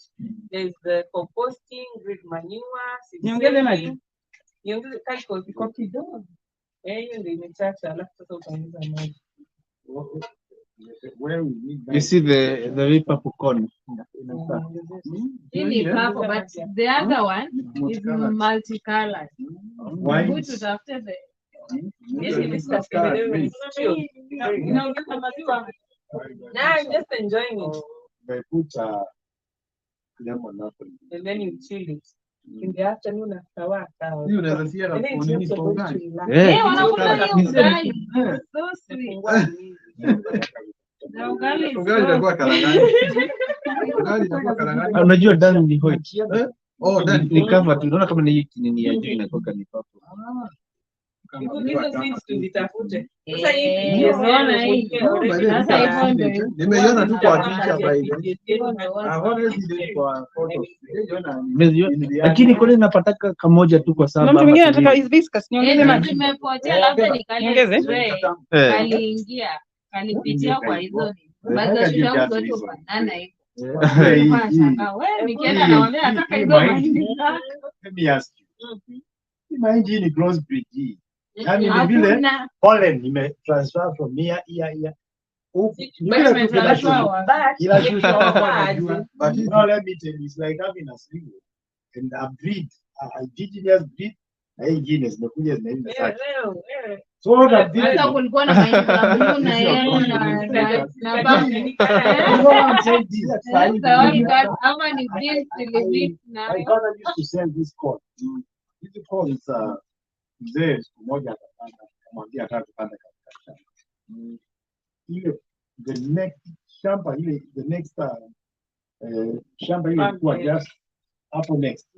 Ilikuwa inazaa vitu ziko na hizi But you see, hiyo ni when you crossbreed dig the after whole amepanda form, hiyo. you can find maybe one or two maize pieces in that form were colored. But the fact that her grandmothers, all of them are multicolored, means that kind of pollination has continued for several years. Yeah. Your grandmother.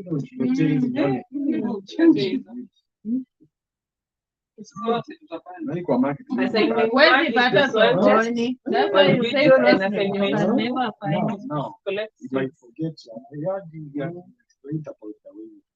the soil. I'll share it again. But we'll download that app. We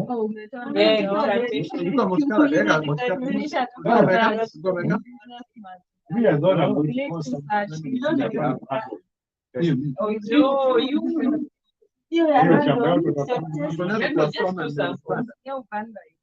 The soil test yenyewe hiyo ni tutasukuma soil samples at some point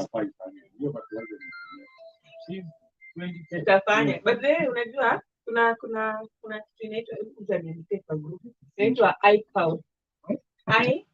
and cow hivyo katika tu hivyo wanafanya soil advocacy. Actually wako na class leo saa moja online.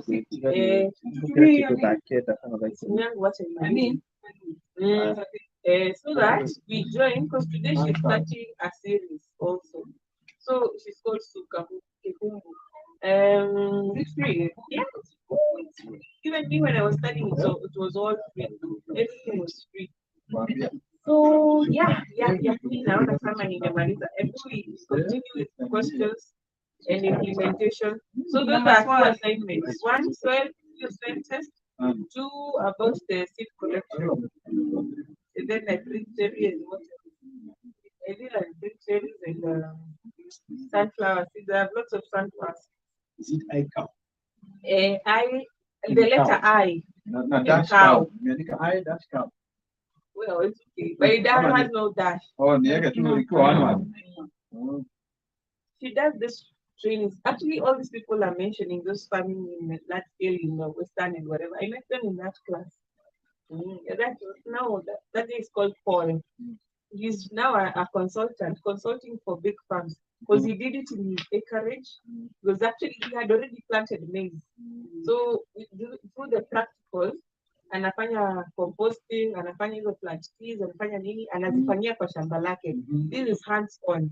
So at the end of the season, he harvested lots. And then when anasema, they weigh more because they retain lots of water even after sun drying. So they sold like hotcakes. I had actually told him to send us some bags. Like, I know, Zilisha. I go. Zilisha and Sunny. But that is very true. Where we are headed. When I saw that in Kenya, the truth about America, what before akajemua alikuwa anapenda kuonyesha Uganda anapeleka mimi sitaki bongo nionyeshe kwa maji kuna GMO kuna organic ukitaka then anapeleka hebu angalia kwa nini organic inaisha au ndio anapeleka not that's why I can, but at the last if you have you have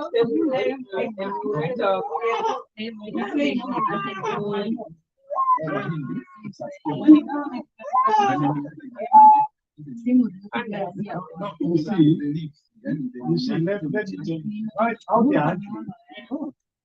They are saying option is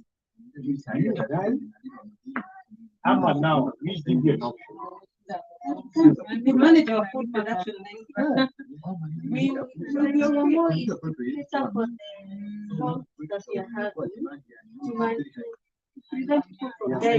avoid drought. To avoid people dying of cancer. Let me ask you. Melon napata melon nyingine na shamba. Yaani kimelon kikubwa. And by hicho kimelon kikubwa na kale kama tumepanda. Lazima kushana. Hapo ni kama ni 4 times. Sana tuliona hapo kama hiyo sahihi haina lakini pia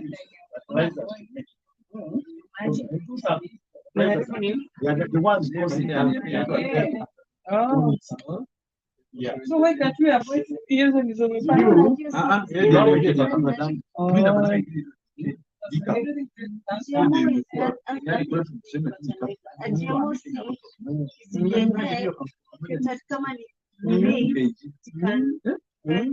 Ana sahi fertilizer ni ngapi?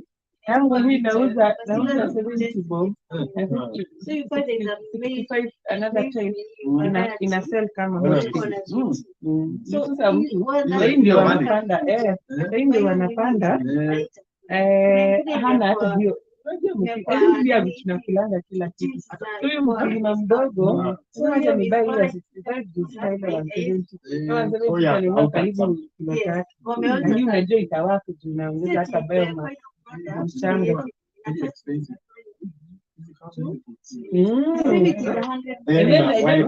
because it takes some time, you don't feel like it will cost you a lot. It actually does. For the small farmer, juu yeye analima hapigi kabisa. Damu inakimbia mbio. You know, sometimes they hide. So the problem is not the GMO, the problem is our Kenyan. Yes, and our consumer mindset. Ingekuwa ni ile street, ingekuwa street, then it can get up for the needs of our country.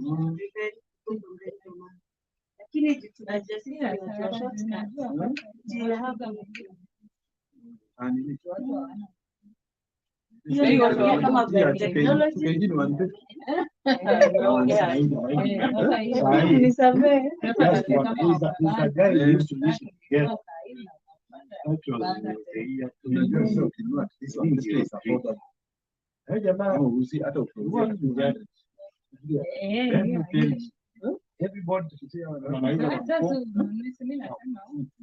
kuna wakati chakula very expensive. Yeye alimwambia nini?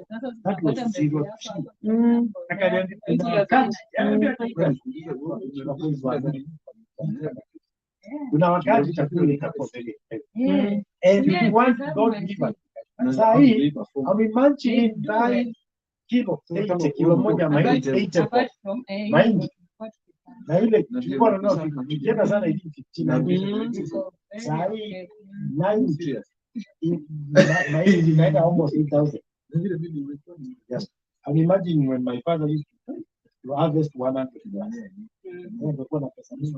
Sasa hiyo kilimo uta harvest ngapi? That itakuwa struggle. Mimi the market. Sometimes concentrate I know. Sometimes mimi shamba yangu sita. Kulingana hiyo mzee alikuwa anatinga. Yes, siwezi kufikiria kulima sana. Lakini when I check on that, kuna kama nilikuwa 27 bucks. Nothing. One acre. Sababu hiyo zangu mahindi iko huku. Niende iko huku. Napata kuna nafasi hapa shikana. Yeah. How many acres? The entire farm 11. 11 acres kama 3 ama 4. So tumeshamba moja. 27 bucks ni hasa. No, you know that place. But anaipanda tu kwa nini? Kwani anaipanda tu kwa nini? Mango inakula nafasi kama hii. So tukireduce ya carrot itakuja kama 5. Nasipandi mahindi 3 bags. I cannot plant just mahindi for now. Pana mahindi, cowpea, maharagwe nini. Yeah.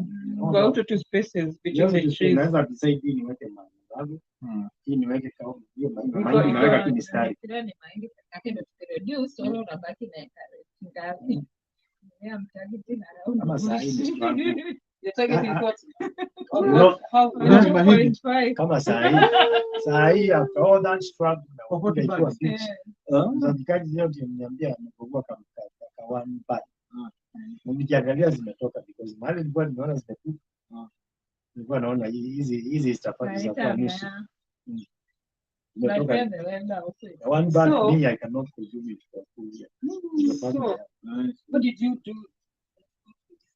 What I did, one ya kuambia tumeanza na kuangalia what happened that time nililima na tinga pale bila kupanda, then nikalete mahali napanda mahindi, then nikalete ng'ombe zakata mistari. Si kuna vile ilikuwa naona wangu zakata, so kata hivi hii ng'ombe narudi hapa, so that unapata that line is straight ikiwa, so you start from this side unamalizia pale ile, so that spacing mahindi unaweka ile spacing inafaa 1 foot 1 foot, then you don't put this. Oh, we put one. Yeah, one. Yeah, we Really put bad. That's when you get that you really Of course, it is one. Ukiweka hiyo Zote tatu, zinatoka. maana One. unapata Yeah. It was very big. Hauko serious. one. Hauko serious. Hizo rodents, so zikipata kutoa naenda tena ukitoa hizo ziasara unapita, so you make you become strict, usipate ile tumeni niambia so by study unapata now the mind ile itazaliwa itakuwa na tena kwetu kosa kunisha hii mahali imeenda, you have umeweka ng'ombe then utalete ng'ombe tena weke mchanga, make sure hakuna weeds, ile maji kidogo tu itakuja mahindi, lakini ukikosa kuziweed nzuri, weeds na mahindi ile kwa kadogo katakuja ni hakuna wakati ni mahindi. Lakini unapanda that strictly. No, not katika kiwekaji. Tangamu ni ile ni kama changarawe. So weke teknikinga utajaribu kabisa. So most manure. Yeah, now that is what I'm looking for.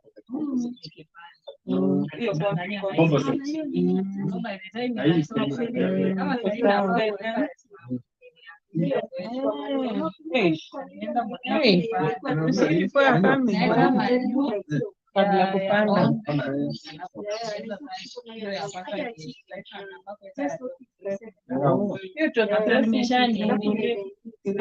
Inform yako. Hayo ni kupanda moja moja. Unaona, sasa you are very strict about kupanda. Wengine walikuwa wanalima mimi udhani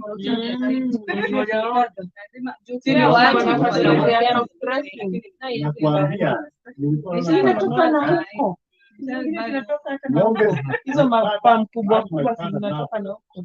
Next one. So ukata katika ile project hiyo bado ng'ombe zitakaa,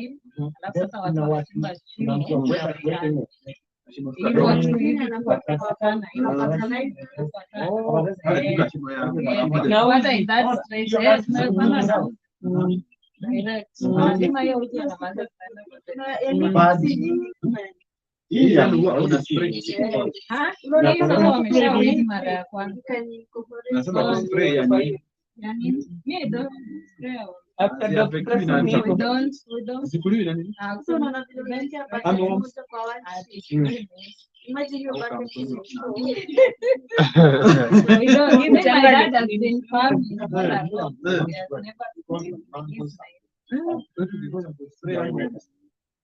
lakini tufanye anza na rabituri. Nataka kwako kuna kusumbua manua. Sawa na rabituri.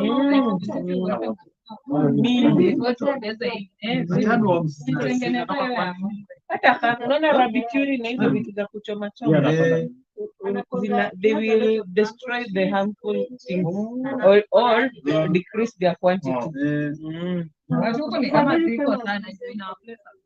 Is it a very far place? Really? As not maybe that's where you should dream it right. You should dream it right. So that you teach, you tell your farmer and your farmer, and now you become a consultant. Think here and try. Implement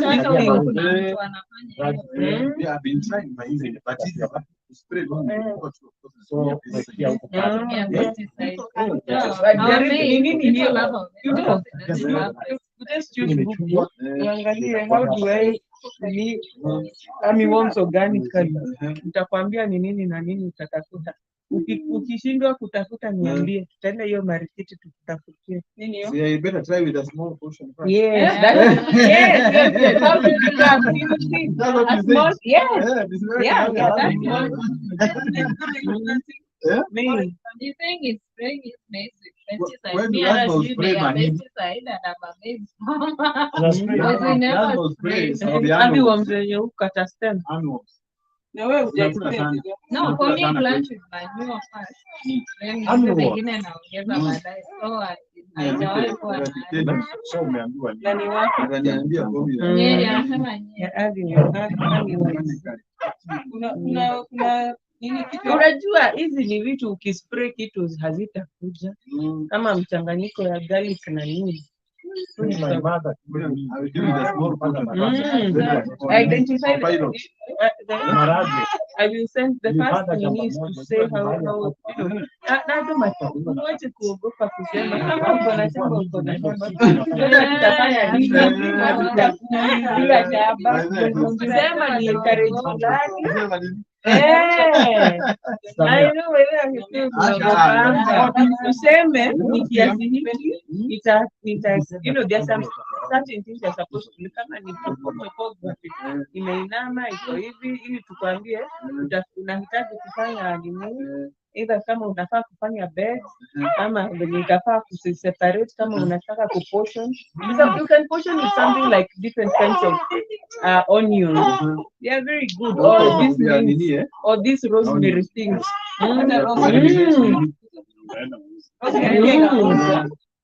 Unatakaje bibi? Usingizi umerudi. Sawa.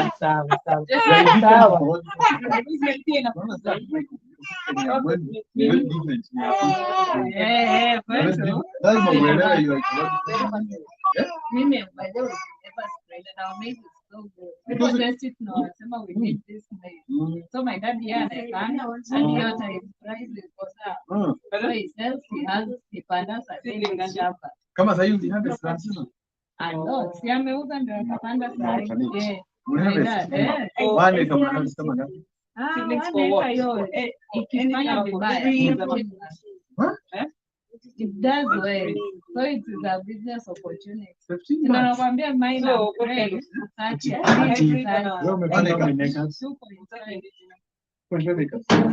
One acre we were saying 20 parts.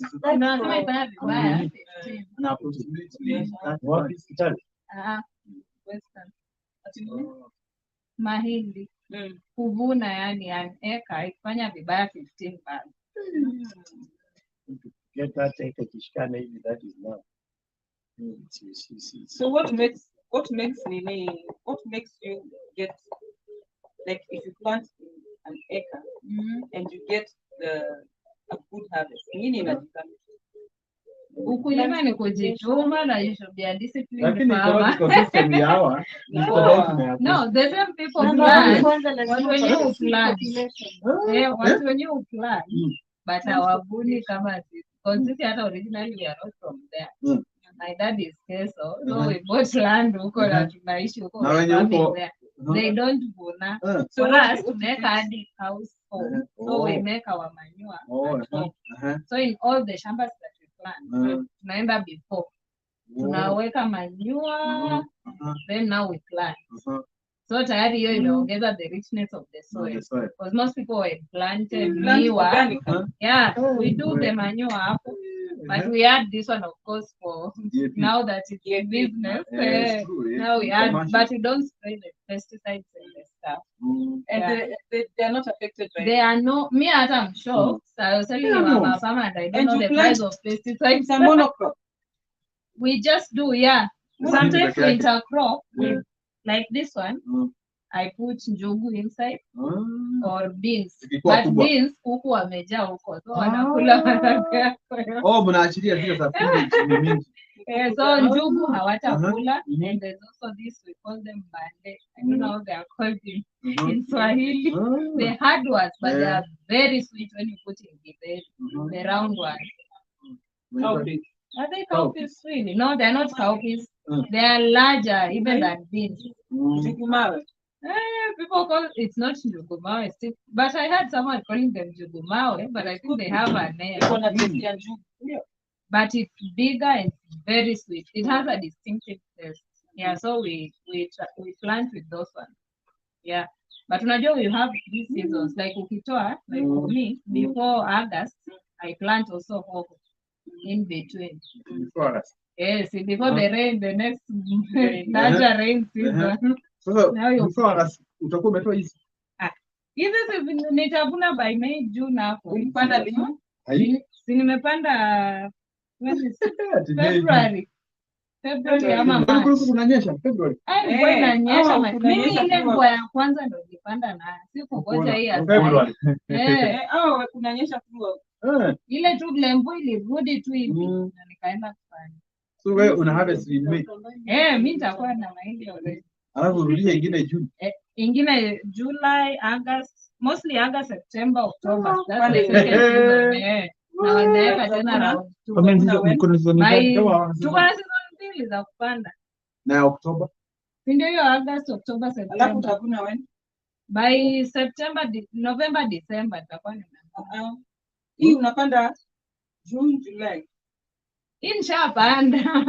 Sasa hii umepanda. Nishapanda. Sasa hii ana harvest June. May, June.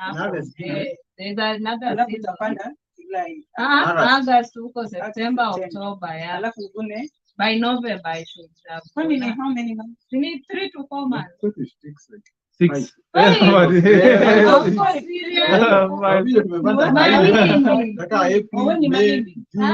July, August, September. 6. Almost 6. 6 months. Mahindi. That's how you can mind your 1 year. Even Embu. Yeah. Upper part of Embu. They have only 2 seasons. Fire. 6 months. Allowed 6 months. That's a it's a cold area.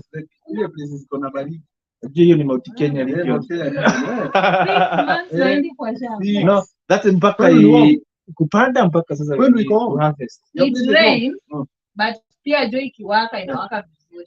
And that's so that's the good thing. It's a generally good is it a cold area? It's both. Ours is balanced. Like it rains and it's inawaka. Because the place that is gonna hiyo kind of climate, they are very good. Yeah, transfer. That's why it's made well. Transfer. Iko Kitale huko katikati ya nini? Border. So wewe unafanya balance. Ni western Munya. But yeah, Munya can be very good. For me to warm and pia the. Tena rain. That's why farming ya miss watu kama sisi inategemea huko. Then you should not plant.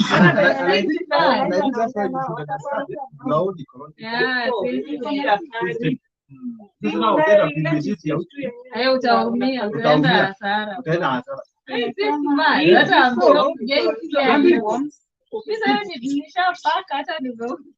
That's mimi siwezi lima mahindi ati niko nauza huko na kujua huko watu ngoja hata yezi fika huku inaisha because they know my dad is a farmer. They know his place, so they just come at home. But most of our friends who are in Nairobi, they call him naambia niweke mahindi. So gunia ni how much? 150 above, but it also depends on the season.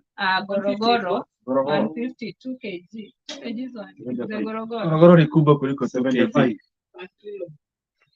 Lakini hiyo ndio rate yenu. Hiyo ya mabati. Inakuwa kubwa.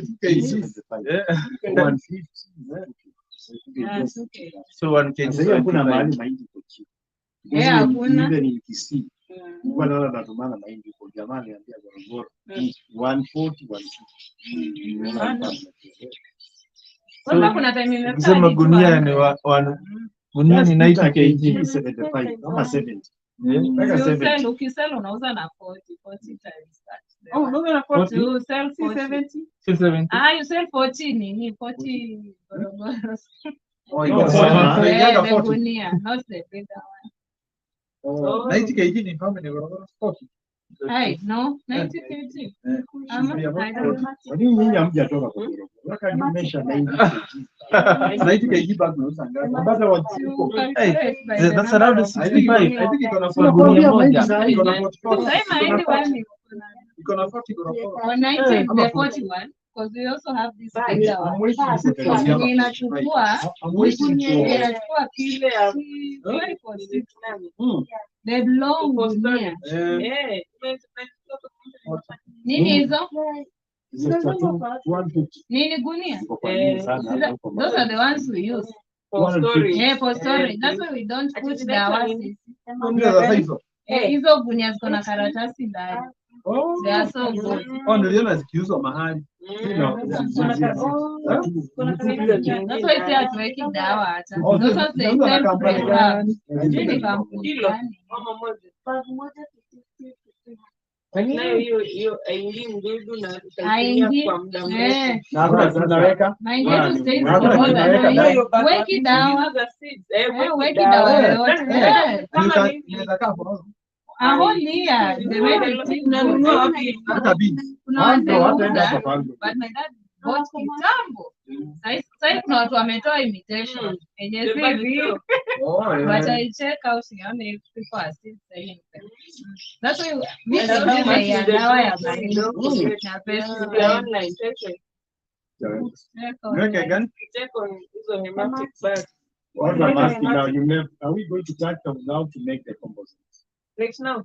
Yeah, because now I've seen some more, some machines because and We now expect right now. and I'm out thinking of another no now everything has terminated. Able to tell us the one you have composted. But But yeah. how I can put my meeting when I'm Collect dry. see Ngoja, na ile hapo. Collect dry. Collect green. Manure. hiyo ng'ombe. Na ng'ombe, ash, mafuta ya mbuzi, kuwa na ash, uda hii ya nini, Mchanga kidogo. alafu mchanga tu hiyo ya hiyo nini, na hiyo Ya penye shamba. mwenyewe. Alafu vitu za kufunikia Karatasi ya plastiki. na inafunika tu hapa juu ya maji. Si size. Kingia maji sitaoza. Pia Sio kuoza ndio unastahili kuwa na nadhani maji. nzuri. Si kuoza. Pia maji lazima utumie. Utakuwa ukimwagilia maji but si haifai kuwa mingi ile ya kulowesha sana. Ndio wadudu hata sasa kama hizo regions hazitaki maji mingi. Maji kidogo vizuri, yeah. So, I will bring you regress. But sasa kama na miti. nitaletea unaona vile hii tunaweka miti. Tuenda hapo uone. Kama Yeye una amesema kuna mashine. Uko na mashine. Mashimo kuna jamaa alikuwa anatengeneza kufanya. So mahali so nashindaga hizi mashimo dawa nao ni top composite mahali ilikuwa kazi yangu na simba ni moja that so that place how to feel you want some when you talk about So just put composite those things. now ndio nasema I can use them But now the thing is, after every 15 days returning. Kama hii The rest lazima. Ndio hiyo. Kuna effective microorganisms. nilikuwa nataka niweke hizi matakataka Ndio nasema na nifunike na mchanga ningojea after 6 months. that's it. Ningoje. 6 months is even itakuwa imeenda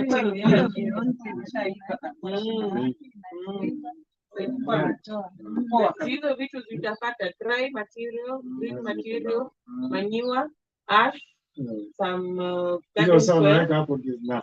hizo Hizo kwa ndani naweka hizo mamiti na nyasi.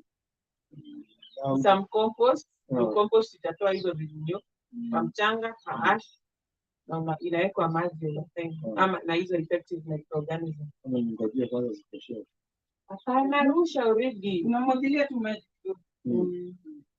Na ukitaka ni nini? I think the best thing for you guys is especially if you are planning compost. Because now I told you You don't have a time. But that by the will way. work very well for you. Hata si miezi sita, Naongea miezi kitu tatu karibu compound hii. ya mashimo. Yeah, chimbwa. Ujaze hivyo. So nikijaza hapa The best thing to do, 1 week unajaza hii. Depending on how big they are. ama hata afanye mara moja, si mfano kubwa. Ujaze huko chini, uweke nyasi imekauka, alafu weke manure, mchanga, ash, enda hizo layers unazirudisha. Hata hizo maruru, hata hizo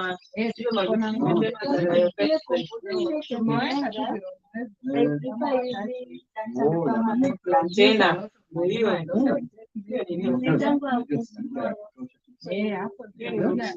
nimepata ni the same thing tunaongelea. That's a scientific name. You Google it and you show them maybe they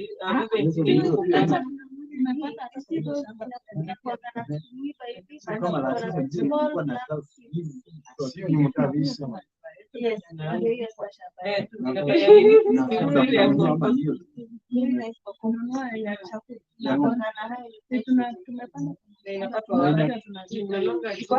zinamea mahali.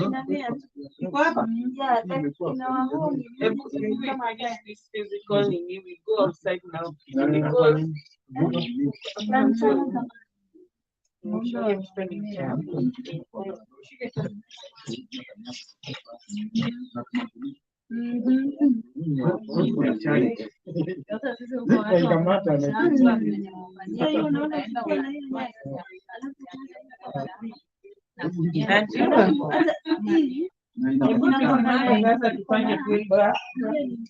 hiyo matawi yake inaanguka.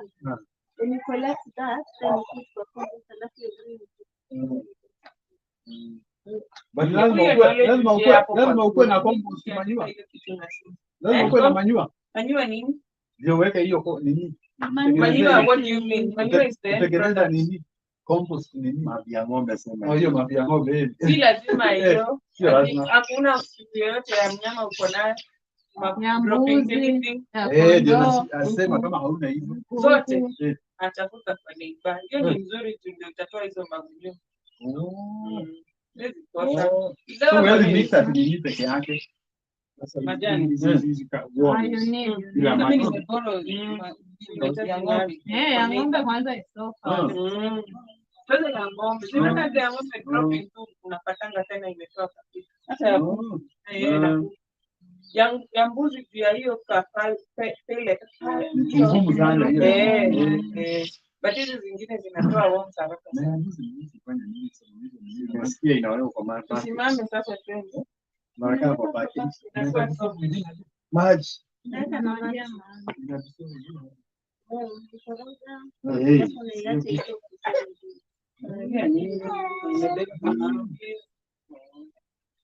Twendeni hapo tuone hiyo.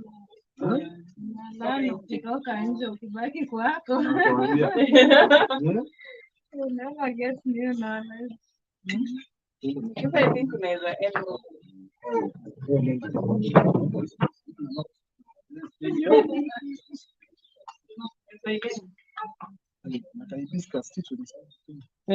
Kuja atakuja kunywa.